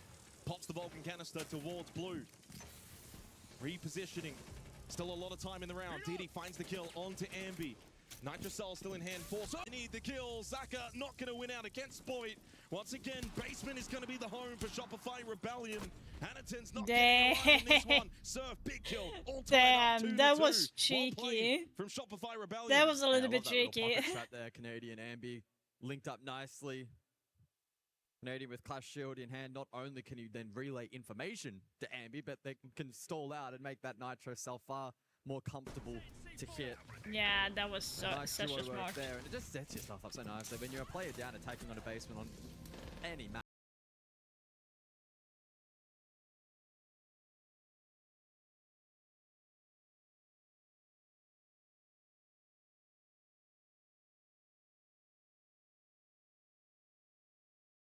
Salt Lake City. This map. Hello, Anne. How you doing? Got 3 attacking rounds, 1 defensive round. So how important is it for them to make hay while it's still shining? They've got 2 rounds, 2 opportunities. I'm not saying they need to go up 4-2, but they do need to capitalize on a side that they do perform quite well on. I'm very intrigued to see how the so if they go with big standing up up to cash, they need to be leaving cash a little bit earlier if they can. And we'll see if that does make it more cumbersome.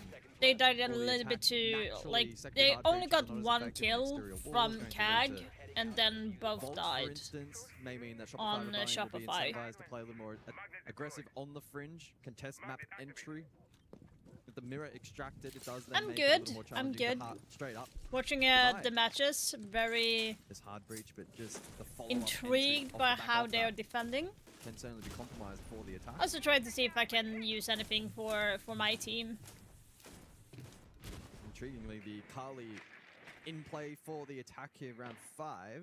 There's one thing though, when you've got 3 different players bringing secondary hard breaches, you actually can get wall pressure around the map a little quicker. Again, the wall pressure is not the problem, it's getting in.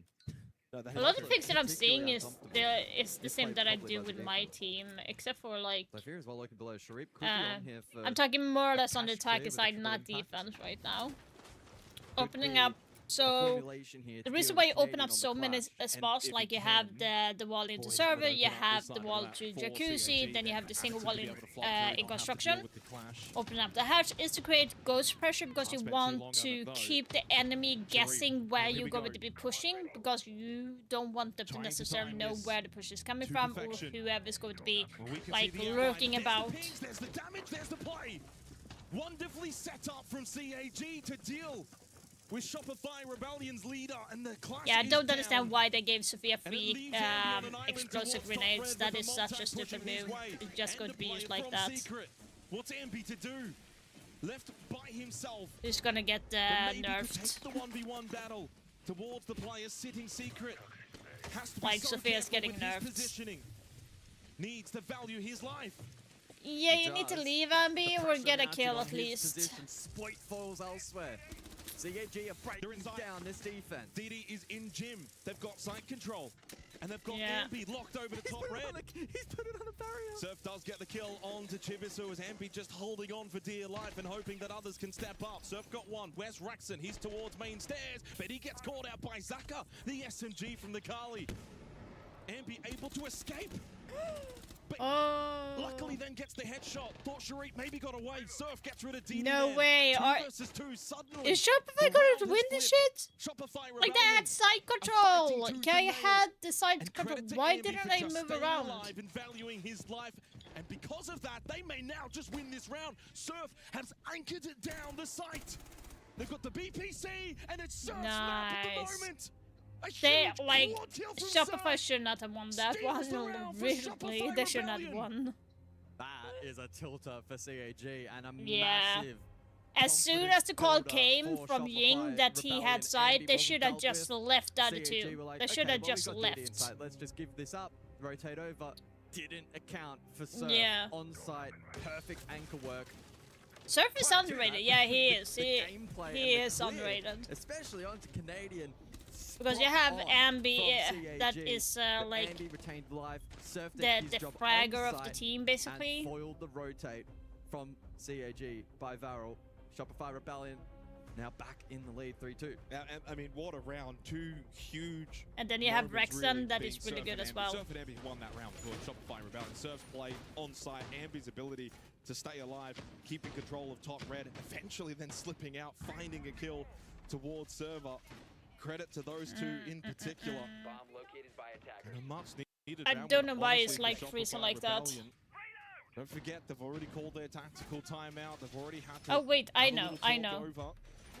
That could have been I a 3-1 remember. lead, sorry, a 3-2 lead for CAG. Now it's the other way. Final round of this opening half. Now it should be working. I totally Remember, by forgot. the way, for those who may be just tuning in, this is the map pick of CAG by Varel. And a very, very good record as well to boot on this map. Only Oh, so losing it CAG once picked this over one. the I last actually 4 thought that months. Shopify being did back pick at this one. SLC It would against made Team more Falcons, sense. Flawless back home in APAC North.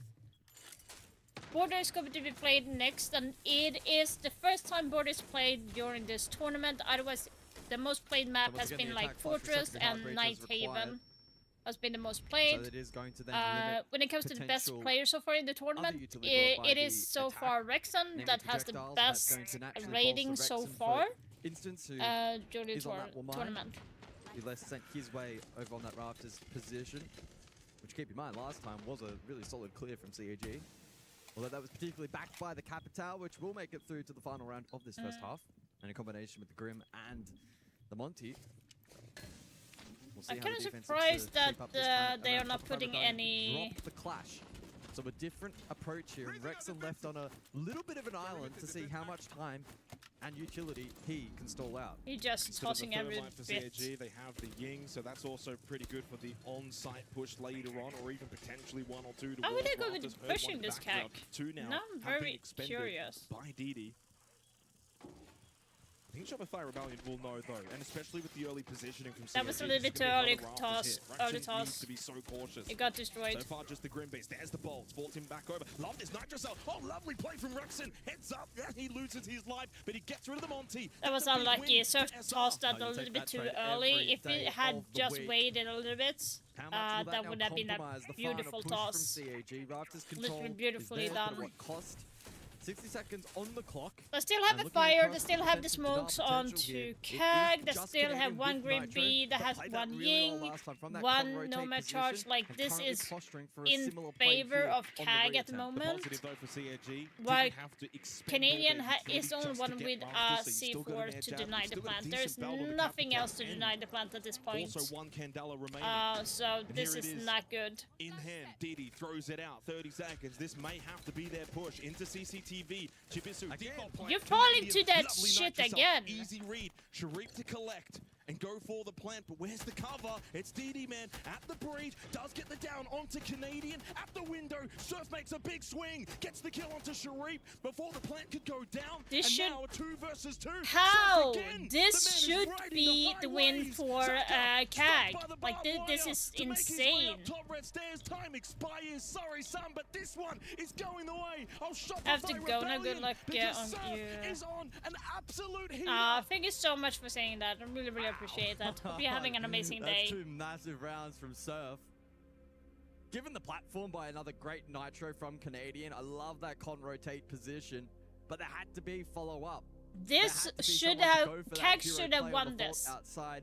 Timeout for Kag right now. Absolutely perfectly. Like, literally, Kag should have won that CAG round. They had formulating good plans every at the moment, gadgetry possible but on a to couple do of that. occasions, Still, they Shopify fall for the Rebellion same have done a C4 really again. good Last time job they in were foiling attacking on those that plans side, they got rightfully earned a 4-2 got lead at killed by halftime break. Canadian Absolutely again rightfully, but on for the CAG, C4. You're thinking the overall macro I would play have hasn't gone been and planted on necessarily bad default goals, at this but point. these I would not have highlight done plays that. or clutch or individual plays. So That's been if the you're smoking difference. off like that, Think about ambient go surf for back something on else. Gym bedroom. Surf Don't again. plant- Now, don't plant we on didn't quite default. get to see it, but he basically hops out con, goes CC window, swings on Sharif. I am plant really then can't surprised go how they down. lost that. That then creates a 2v2 where the attacking team Oh has wait, to it's be not the timeout, aggressor. it's If that plant had have been overtime. successful, It is same numbers up, it's a very different end to the round.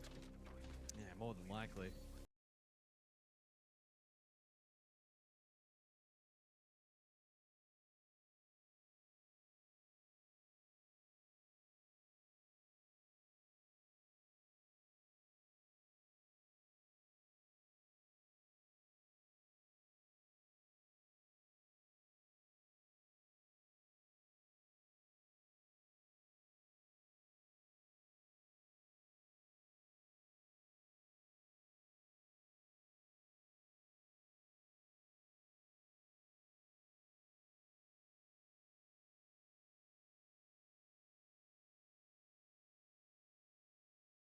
Impact earlier on, right? He The hit nitro that cell. huge nitro cell, traded immediately, but you take that every day of the week, losing the Monty, that may have been a layer of protection that could have changed the complexion Well, of if the you round. think about if the Monty's facing kennels, shield on the back, Surf can't get the kill.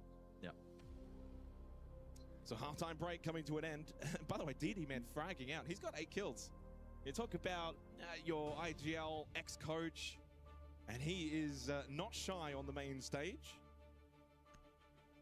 And while that in itself is a positive, guys, technically you would rather Chibisu and Sharif being the ones leading the front line, 2 and 3 kills respectively as we head into the bans. Canadian will not get the afforded pleasure to play them on tanks, such as Anaton got in the opening half, nor the Blackbeard. And the Bandit and the Kaid will be banned away. Well, Hard Breach is not going to be Shopify Rebellion's concern over the next 6 rounds. That's They for sure. It won't means have- the dynamic will be a little different to the first half. They won't have shield play. Blitz, I guess you can obviously bring around Clubhouse. I don't mind this if you're CAG. Get rid of the shields. Canadian actually does go the Blitz to begin with, but it is far more volatile. It's more of a, I guess, the Blitz is high risk, high reward compared to the Monty.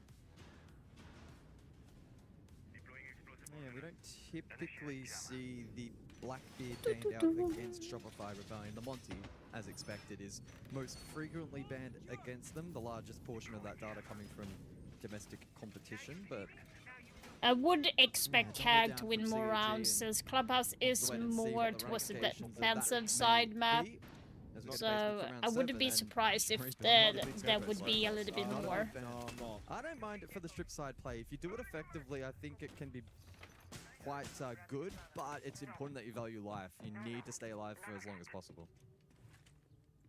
You do, but it's also very easy to drone out and then have an idea as to where that scope boss is playing. Drone ready. It's fun to see them trying some different Does ideas. somewhat Like leave you a little bit extending susceptible. out to strip is like not a normal If you go for a idealization. rush into You site, want the to scope like boss is hold over top towards strip floor and maybe to get back quickly in force time. the enemy to go upstairs to clear out. But like here, Surf is getting a freebie Surf, by in. the way, very aggressive through dirt to begin with.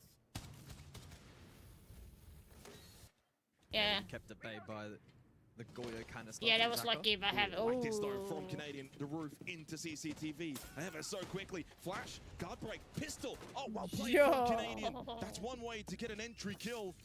Shuts down Chipitsu, who's having a bit of a struggle on Clubhouse. That was Exploit a getting rid of slap Zaka in the means no face. Shopify Rebellion. A wonderful That was start a in this slap second in the half. Yeah, face. Sharif Oh now my will god. activate over towards Kitchen as DD aggresses inside of Dirt, going for a pinch now. It seems these two may go.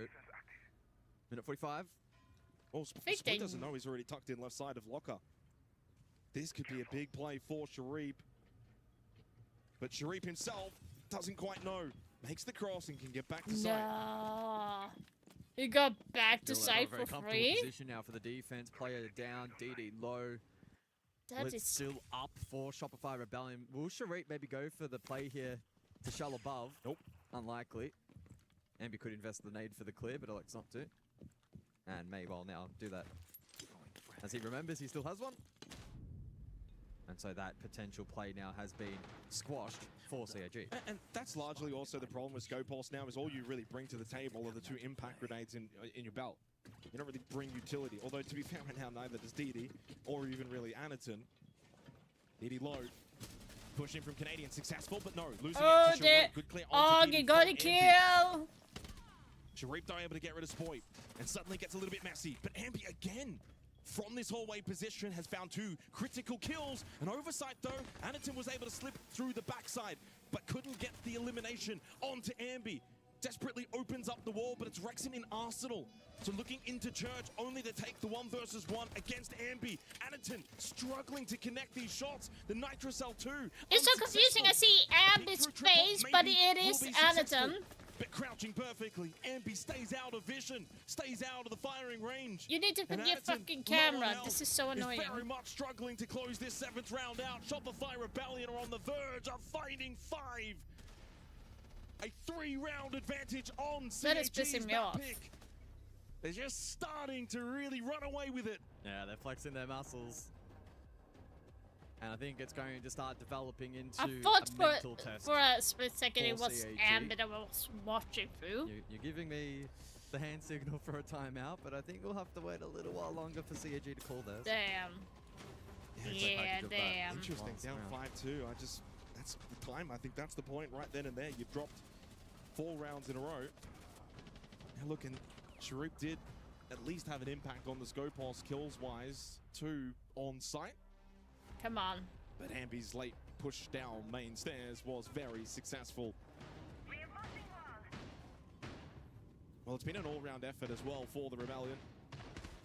No one lagging behind. Canadian with 5, Spoit 4-5. Yeah, close they to need to going have even. better Rexon utility +1, Ambi +3, from Surf +5. CAG.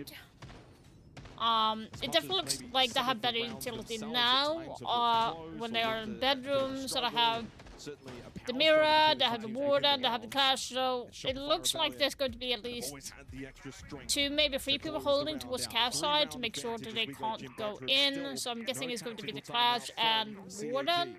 to be holding there. Mirror is going to be playing on the bedroom side. Swift entry. Asami probably in construction to do Can be a low support. threat on the horizontal, and in combination with the solid snake of Spoit, Is what Fire I'm Rebellion leaning very heavily thinking would into be the their info position. gather meta. We'll see if I'm right on this one. Yeah, Clash is there. That is what I expected. See what they ultimately posture for. The Clash top red, that's going to Where's the be a warden? tricky head-on push for Ambi. Keep us next through. So Asami in con, like she's supporting between the sides. So Tracker on hostile. Looks like the very defensive formation from CAG. Anaton's the only one towards Cash on the Clash. No, Ward is And so actually therefore, playing it in suggests to me they're bathroom. not Okay, wanting to overinvest on the extension. that works rather as putting well. I bodies would towards rather the have site. seen him on that side. That way you I don't could necessarily like mind that if hold you see a G. more It's been and a big contest run. more. Andy trying to push up, and he's caught by Anaton. That was a very risky push to go Yeah. solo up red. Needed support, but Ambi unfortunately does get exposed. So CAG, advantageous So position. now they feel Elected not comfortable to leave invest Cash. heavily on the extension, This is and what I mean. They so need to far they fall have been back rewarded. in a certain So they can time, play because if five you side. fall back, you This is make a round that you needs to be wasting won more and to be time converted. for 7 the rounds played enemy into this 8th, and so to far only a single round where the opening kill has not been to be converted. able to Unfortunately get, for like, CAG, the it was them kill. in the 5th round. This time need to convert. It's a must. Mirror window still needs to be dealt with over towards the Jacuzzi breach. Rexon Yeah. has got control towards Cash. Spoit just outside construction on the balcony. Didi will sit pull with the Nitrocell ready for a gym. They're being entry. way too passive, Shopify right CAG now. is set up. Oh, that was an opportunity for Spoit. Just misses the mark. It doesn't feel like there'll be too many more opportunities in this round for the attack. Yeah, Good Smoke is setup from very good. CAG.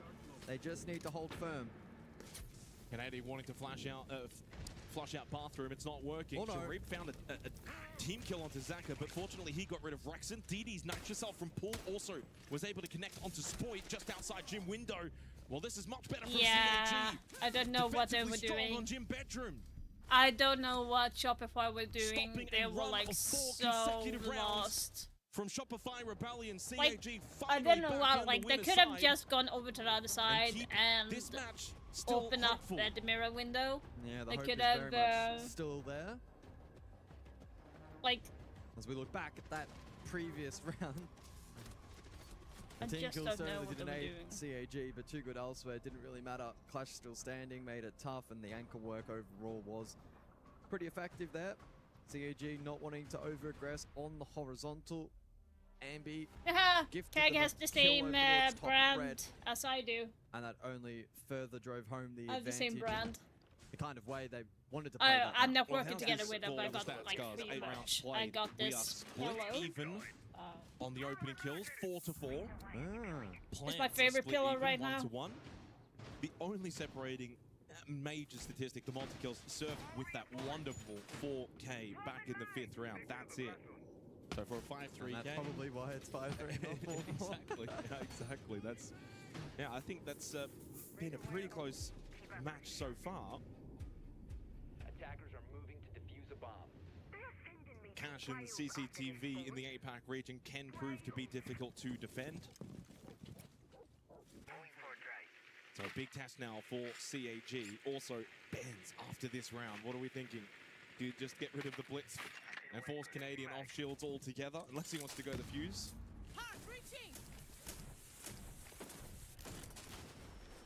Rexon on the sends. It'd be a big call to go for the all-in, but...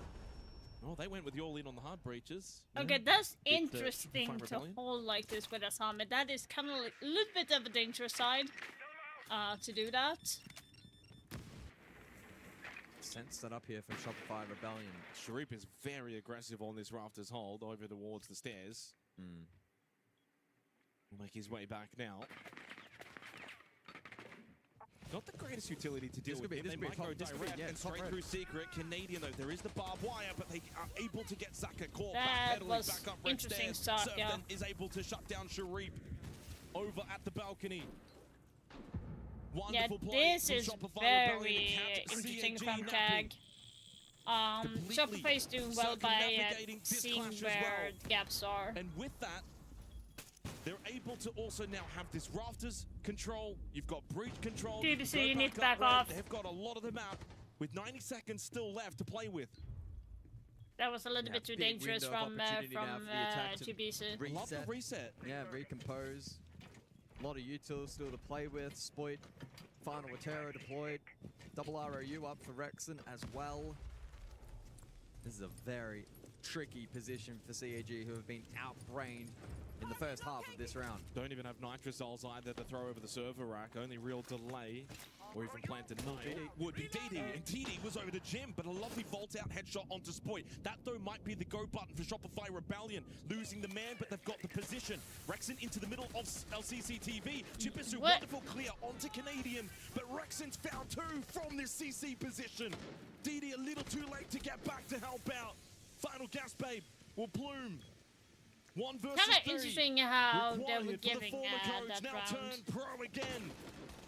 Can't connect onto the headshot. Neither on the second opportunity with the plant now successfully down. It's too much for DD man. Surf with the final dagger.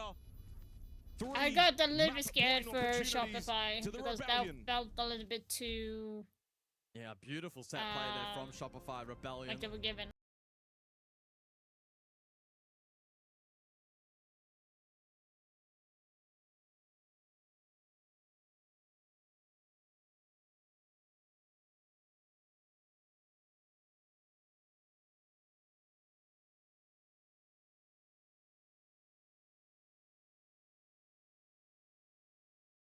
To get COG across the line in that 9th round. And so 3 map points now for Shopify Rebellion. As By the we way, enter guys, the COG if you want to time support out, a me, 60-second please, window and for them if you're not a follower try and yet, formulate please hit a plan the to follow push this button one to to support OT. me as And well. again, It a would reminder, help me Sparky get calls more the timeout noticed for by CAG. I don't Ubisoft believe the and to entirety do of the more team of speaks these English. There are a kind couple. of Zach is certainly streams very as good with well, his English and can and relay the videos information from Sparky would be very, very greatly well. appreciated. Others can maybe pick up a little bit as it's being put down, but yeah, it does also mean for Seth and Shopify Rebellion, they too now have 3 rounds to close this out. He can formulate Yeah, an attacking I do plan or agree two. with the mirror ban. Double-digit kills for Surf. They double-digit don't as want to well for bother DD. with the 12 mirror. and 6. They feel comfortable in letting But 3 Clash rounds now be. required for CAG If by they- barrel as the timeout expires. It would be Mira or Clash, and I think they are comfortable leaving Anaton with Clash because it hasn't made a huge difference. Yeah, Versus there's as moments now Clash for has been CAG, more but I think for annoying on this Shopify map. Rebellion, So this is the phase of the match where they will be looking to lock in. And it was Oh, a strength definitely. for them yesterday. And we haven't seen And probably especially too if, much today so far to if subvert that Kag is going to be expectation. on the bottom floor, there's going to be basement, so a good likely have been a opportunity for mirror on the CAG bottom maybe floor. Fight back some ground. Should be a And favorable then objective for the them. push into blue would be way harder See how this one than unravels. necessary for Of course, them. the triple So. commit from CAG. Blitz, I kind of Bit of agree cripple as and well shield play from from CAG side. They Canadian, all don't the want to rest of have the Shopify shield at them because they know Yet to be that seen if that's going to be Shopify influential is enough though to a shield push this main one to team, same overtime. as CAG, same as Virtus Pro. You kind of want based on to the get positioning those and the off the util board investment here from as CAG well. offsite, expecting some action to take place a distance from the objective. Question remains. And the is team is CAG opting looking to play go the for early the kill, or are they information looking game to commit instead, and play so offsite for a we will large see. portion of this round?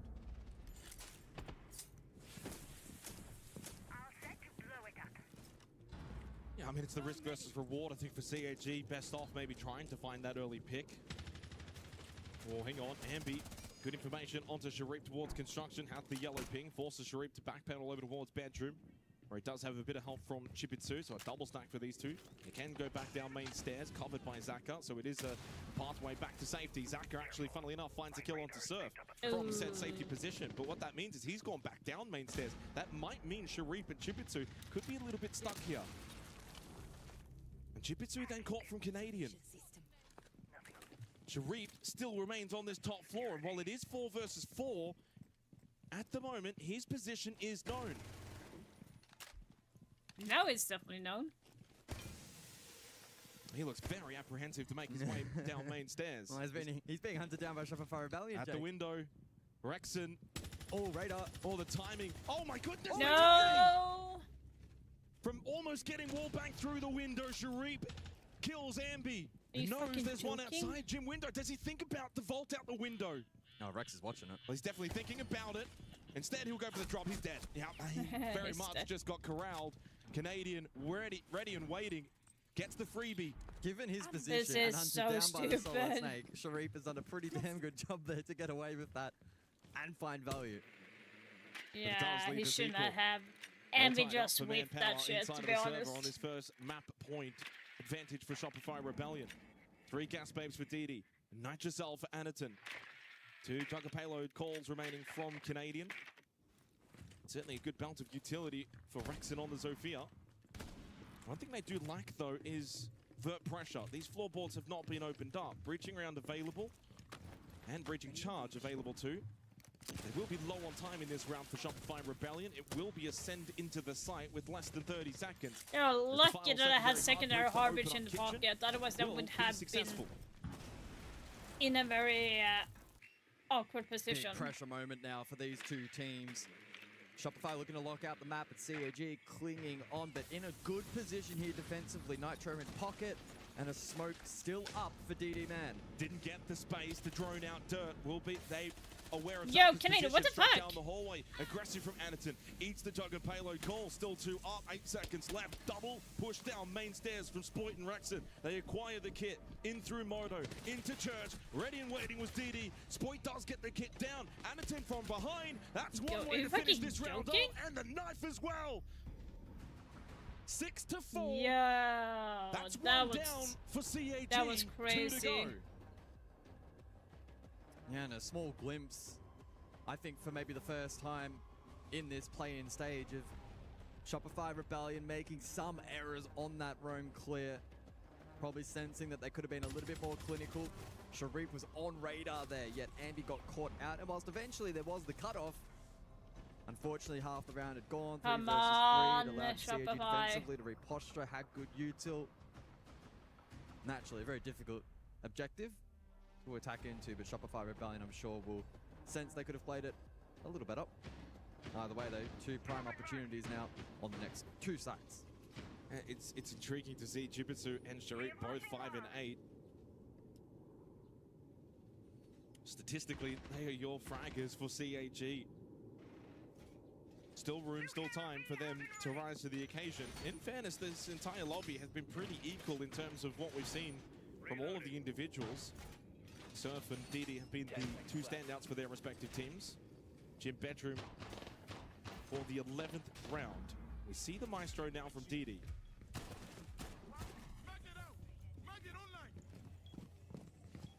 Yeah, not the most frequented defensive operator at the moment. In this kind of meta where the defense normally positionally needs to be proactive, always gun up and ready We for did the see split some push. in the APL finals. We did see Yeah. some big moments from the Maestro. Yeah. No, I trust DD. It's just not typical in the Big 26. If there's anyone that can make it work, though, it may well be him. And look, fortunately, Shopify Rebellion don't, for instance, respond with a Brava or a Twitch. And so that will naturally fortify that Maestro Evil Eye utility and just make it a little more difficult for What do the you see attack here? to contend with. Oh, you almost drowned him out. No. You heard the drone. Okay. This is interesting from Anaton, the way that he's sitting in church. Abby Obviously, might off of get his punished Valkyrie for camera, this. along with the Maestro cameras, so he'll be the dedicated cam watcher at the moment if he's just going to be sitting towards church.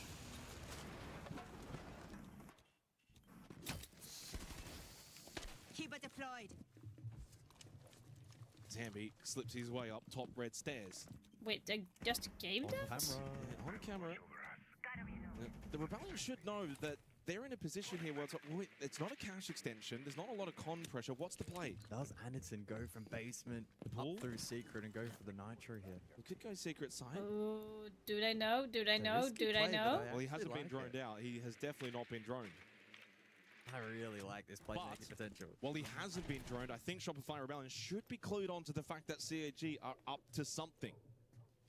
But the lack Oh, of pressure shit. towards Oh, shit. cash as Anaton sits Oh. Andy will think it's clear. secret. Hemby he didn't get does the warning. indeed think it's clear. All clear on the No. radar. That's the message received. Here comes All Anaton, timing. spots him. The timing is impeccable. But not only does he spot him, he doesn't follow, he pushes up red stairs. They'll think there's no one pushing behind. As Jibitsu got the opening kill, that's a freebie for Anaton. Made to work for it in the end. But in the Damn. end, free. Knows there's one outside as DD finds the kill onto Surf. It's only Spoit left. Position No known at the way. balcony. Shit. CAG are going to get us to all 12 rounds of regulation. No kit, no time, no chance for No Spoit. way. It's That 6-5. that is a perfect CAG. lurking position. round away from Perfect overtime. lurking position. Yeah, I really love that from Anderton and CAG. It's the kind of strategy where instead of playing super defensively and trying not to lose the game, they wanted to bring it back into their hand. They're playing to win, right? You're bringing the info of the Maestro and the Valk. You're sending Anderton down below for the late flank or the Nitro, and he plays it perfectly. The preamble to that, sure, you could argue a little bit lucky that he didn't go up the stairs and then get caught by Ambi. But if anything, that was just really good presence of mind and composure from him to not go up onto that first floor. He remained hidden and then didn't spray front door, was patient again, hit the flank. Rest of the team did their job sight, and overall well played by CAG. Now 1 away from OT. Opening kills, 11 rounds played, only a single failure to convert. It's been prominent. Come it's on, been important. Shopify. It's not the be and all though, and we head to what could be a troublesome site.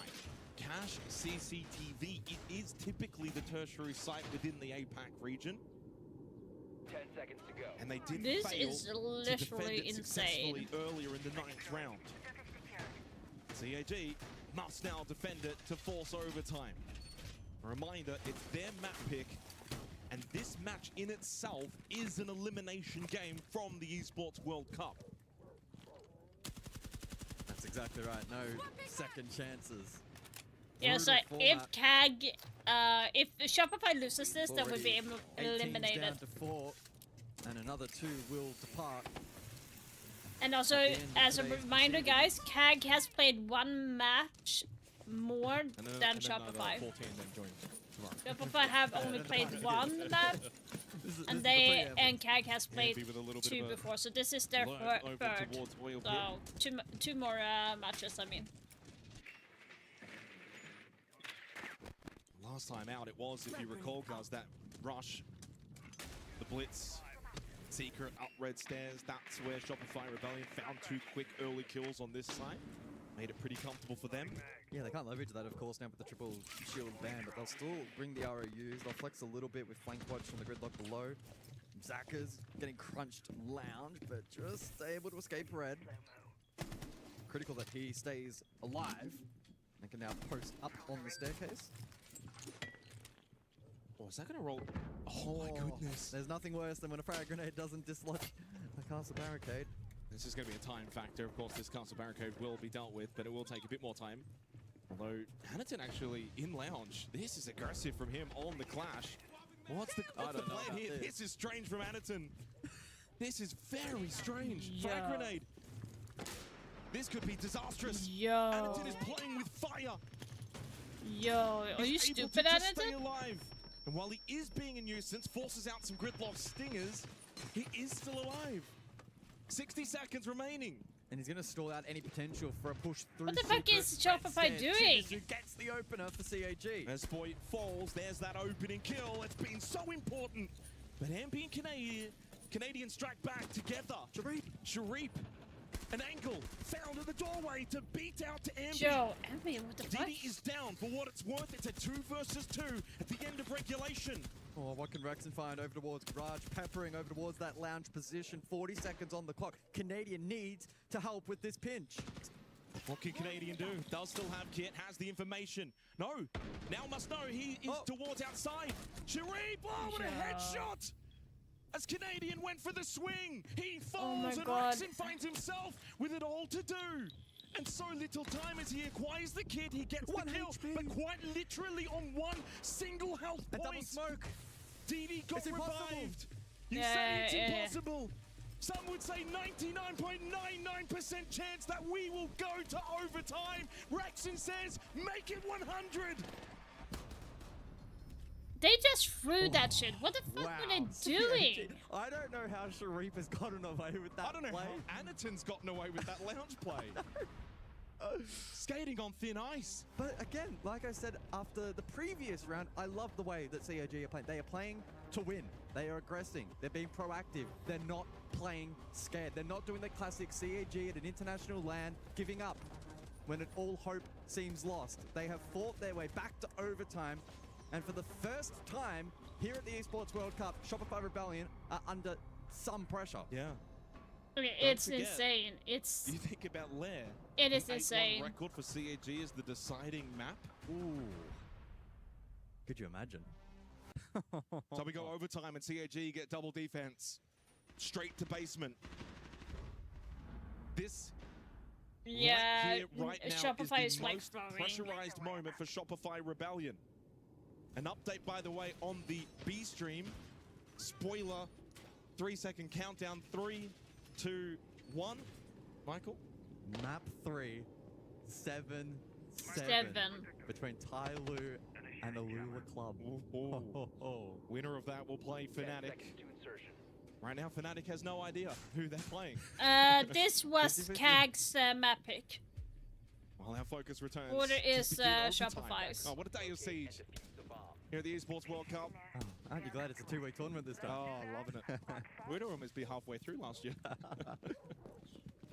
This location is free of hostiles. So as CAG remain on defense, it's 3 straight rounds heading back to Church Arsenal.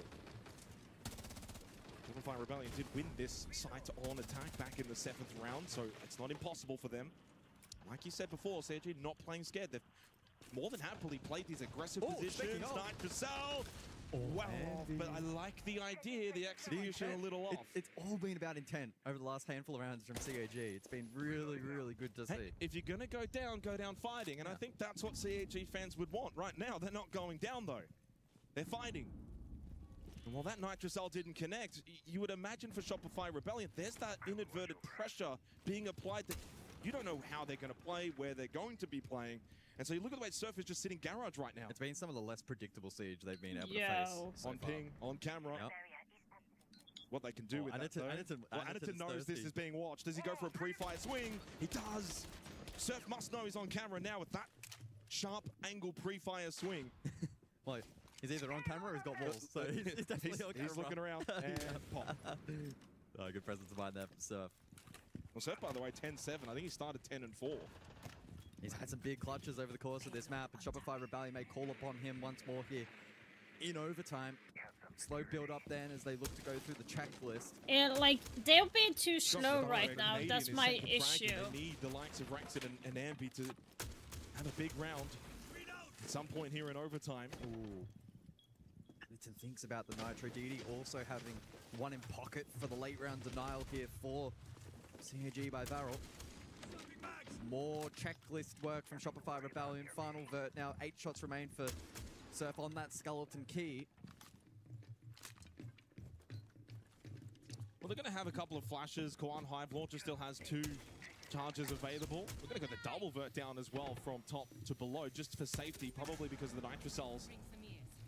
DD's got 1 Church, Aniton's got 1 Arsenal. 40 seconds. Shopify Rebellion guys are going to leave not a lot of time on the clock in this round. Yeah, it needs to be clean from here. 30 seconds on the clock. Can Ambi and Rexon make this pinch work blue side? Information gained on the radar for Ambi, but you should preemptively know that blue's going to be stacked. Double, indeed. Jibitsu, 8. Yeah, I don't agree with the push on that side, but 20 seconds remains. Yo. Lovely pick from Zaka as Canadian caught at the hatch, but they lose Jibitsu as Rexon then falls there after. So low on time, they need to be clean and clinical for both teams. Sir, big kill. Spoit as well. It's down to a 1 versus they're 1. not Into 8 droning seconds shit left. Squad out. does not have kit. Sharif can play the time. If he wants, he can hide, but he'll stand up and take the fight. But the smoke obscures the vision, and time will expire. Cyclops not have fucking got droning. point against Shopify Rebellion. Where Oh has this no, come from? guys! Tai Lu lost against Alula Club. Fuck, I wanted Tai Lu to win. So Alula Club has moved on to the next. Shopify Rebellion now well and truly under the pump. Well, maybe under the pump they go defense. They had a very strong defensive half, but Yeah, I really it now wanted feels like it's been the a other long team to time go. between drinks where they've had a lot of success. CAG have now won 4 of the last 5 rounds, and there's no opportunity for Super to call a timeout, rally the troops, and even if you win this round, Guz, defense then again is there for CAG. Likely then Gym Bedroom, difficult site. Still, it's now must win 2 straight for Fnatic Shopify has Rebellion been played very well. is required. Otherwise, Very, very well. I have no Map qualms goes about to that. CAG by Varel. Guys, as a reminder, I need to leave in 15 minutes, so this stream is going to be a part 1, part 2, so we'll be back in like 2 hours. I'm going to be having a stream with my team, and then I will be back after that. We're starting to get, in some ways, a little bit nervous, but also very Just so you hopeful know. that there may be a result of this one favorable for CAG. Oh, I need to. Like, we are going to enter a tournament on stage and positive intent over the last on Saturday, handful of so rounds has unfortunately been that will take a little rewarded. bit of a So priority. we now return to the original band set from the first half. It's triple hard breach from Shopify Rebellion, a rarity. CAG with a more traditional set, but it leaves Aniton available to play shield. And once again, the Monty will be implemented in the comp here for the basement hit. That then prompts the clash. Shopify Rebellion playing it frequently back in the first half, and it will see a reappearance here for basement. Now, cast out my back, last time we saw the double play Canadian and Ambi with the Nitro up main. Hopefully CAG have noted that and remembered in case they go for it once more. Ambi as well, notably in gym. But he does have a web of mute jammers. They may not be aware of his exact position, and this could be a huge defining moment on Clubhouse. Aniton's going for the full clear, but does he ensure that it's a full clear? Oh, Devel dealt with that. Aniton certainly is being very cautious with his positioning. Ambi could be in some big trouble. Indeed, trouble has been found. Azaka finds the opening kill. I don't know why he's playing there. For Shopify Rebellion, it's 4 men back on site as Canadian lurks towards main stairs. He's getting peppered. Can he stay alive? Nitrocell says this could be huge. He captures only one, but one is better than none. And it's Canadian looking to make his way safely back down. No, caught through the floorboard. Sharif headshot sits down their leader. Damn. CAG maintained that extra player advantage heading into the final minute. And they keep Aniton on the Monty. Yeah. It's set up now for the APAC team. Yeah, that ends up being a massive net positive for CAG. They'll be thrilled with that result. They've been well rewarded with a good clear here in the first 2 minutes of the round. But now it's a matter of conversion. Rexon deploying his smokes. Surf, no nitro remains. Spoit, negative at the moment. He'll be looking to have impact with the TCSG. High pressure for both teams as we enter the final I'm surprised 50 this point seconds. is on a negative right now. Gathering available for CAG. The Grimbees from Chupitsu, the radar usage as well for Sharif. They do still have a smoke with Aniton. And most importantly, they do still have Aniton alive on that Monty. Full health. Sharif through dirt. The push now coming. Aniton looking for the plant. There are no nitrocells available to stop this Monty. And it's Spoit that cannot stop Sharif. DD2 collects the kill onto Rexon. It's all down to Surf. He got a 4K earlier. He gets 2 now and forces an intriguing position. The guard break onto Aniton, the best shield player in the APAC region. Surf will not get through this wall. APAC will get the map against Shopify Rebellion and put the sword to their throat. Oh my. I'm so surprised. I'm so surprised. An 8-6 scoreline. I did not expect that when all hope was at lost. all. That is a CAG that we don't typically see at international events. That is a CAG that continues to take fights on their own terms. That was so surprising, guys. And they are once again doing it here against the best. Holy moly. This is exactly what we are looking for from a CAG. Something that we are incredibly impressed by. But Hello, GOT. I'm doing good. I'm doing good. 6-3 up. They looked comfortable. They looked confident. And Guz, So this is not looking good for them at all. Losing fights. They were losing ground. They were losing small mechanical fights. It just shifted completely. Yeah, I mean, certainly there were some errors on the side of Shopify Rebellion. I think it would be very unfair to say that there wasn't. But ultimately, I think it was really the positive intent, the aggression and the playmaking that we saw. Yeah, I think we saw a little bit more timid nature from Shopify Rebellion, where maybe against some of the lesser opponents, particularly yesterday, when there was glimpses Oh, of nice. they squatted it. And immediately the opposition kind of went into their shell. Yeah, Shopify were way too passive, way too scared. Like, they did a lot of mistakes. I don't understand why Amber was staying upstairs there, being that passive as he was. Like, there was no point. Opening kills. So they switched the tempo up. They started winning the entry battles, and they also started performing a lot better in the end round scenarios too. I I mean, they completely found momentum and just ran with it all the way through.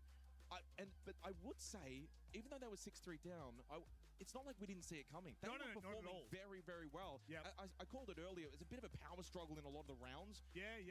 But even when it got to like 5-2, I'm thinking, yeah, the rounds have been close. But man, CAG have just been a little unfortunate in certain moments. Yep. In the end, once they finally got those moments to go their way, that's when the train just left the station. And it did, and it never came back. It did not. That train was on a one-way track, baby. It was not doing a U-turn. And I'll tell you this right now. For those of you that missed that MIBR match a little earlier against CAG, we praised CAG's ability on their defensive side of dictating gunfights, of dictating aggression, and they've done it again here on Clubhouse. They've looked so confident. Exactly what you were talking about there, Jake. Yeah, 6-3, if they'd won 7-3, we would have gone, whoa, what happened there? Because it's not what was deserving at that point. I mean, I think for me, what really stood out in that match was the last 2 rounds of regulation. You had the Aniton, you had the Valk and the Maestro combo with Aniton going for the flank secret. That was a massive moment there where, you know, catching Amy on the timing, etc. And then you had the final round where you had Aniton on the clash over towards Lounge, playing the most egregious position you've probably ever seen on Clubhouse and getting away with it. And Shopify Moment of oh my God, we can't deal with Vegas. this. It was super fun to watch, and CAG well rewarded. Look, shout out to Surf. I thought he was actually really, really good in this game. And I know the back half, it got tough for him, and the kills started to drop off, but that's a team thing. Because no one on the side of Shopify Rebellion could get anything to work. You look at the scores, 5 of the last 6 rounds played, 5-1 in favor of CAG. That's an absolute breakthrough. It is. And so you're not expecting Surf to go and drop 4 kills every single round there, but in a lot of the rounds, we said back in that 5th round when Surf did get the 4 kills, he won them that round. That was a big round swing, and then a couple of other moments being that CCTV swing to stop Sharif from getting the play. So he won them single-handedly 2 rounds. Yeah. So where's the rest of the team? Yeah, I don't understand where Shopify was like so scared. Spoit went negative, now it's going to get a huge backlash for that. Because I do think that if you look at the way that they played, the way that they attacked those rounds, there was nothing fundamentally wrong about what they were doing. However, CAG's ability to know when to get aggressive, I think the perfect example is that jump out of construction with the C4 on top of the roof. Like, that is perfect timing. There's no one no longer looking at that window. He's got plenty of time to do that. And I want to let's take a moment here to highlight DD Man.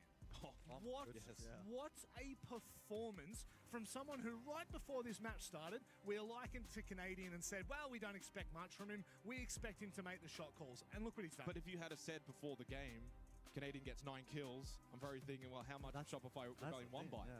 But yet then if you tell me, well, DD Man's got 13 kills and top frags for CAG, I probably said, well, they probably lost 7-0. But ultimately, they had others that followed. And I think, you know, what needs to be known is DD was a player first. Of and course. a very top-level player. Retires, coaches, then comes back. So it's not as if he's just an actual, like, analyst who didn't really play. He's got that experience. And as he's spent more time now on CAG being a player again, he's actually gotten better and better. His stocks just keep going up, right? We thought it was going to be a short-term temporary solution, but it's long-term. He's here to stay. The question now, though, is, and we being from APAC know, you can get excited because CAG won a map, and then we're probably going to be here in 2 hours wondering how did they lose the series. I think you know why we're celebrating so much right now. It's because we know exactly where this could potentially end. CAG are up 1-0 in Phase 2 of play-ins. Don't get it twisted. One more map away from making groups and knocking Shopify Rebellion out in the first 2 days of EWC. We'll be going to a quick break, and on the other side, this is one you can't afford to miss. Yeah. Now I heard what they said. So guys, I'm going to be a little bit mean. I need to go for my practice. I will be back in about 2 to 3 hours, depending on how fast the match will be. So do stick around. If I'm not back before the match is, like, if they are quick on the matches, then it's going to be a different matter. But I am expecting to be back before the day is over, so do stick around, and I will see you on the next one in a couple of hours, guys. Couple of hours. I mean, like 1 or 2, like 2 hours max. So yeah, I will see you then, and yeah, take care, guys. For those that are watching and not a follower yet, please subscribe or follow for my channel to stay updated for more videos or live streams like this. And like I said, I will be back in like 2 hours. Okay? Take care!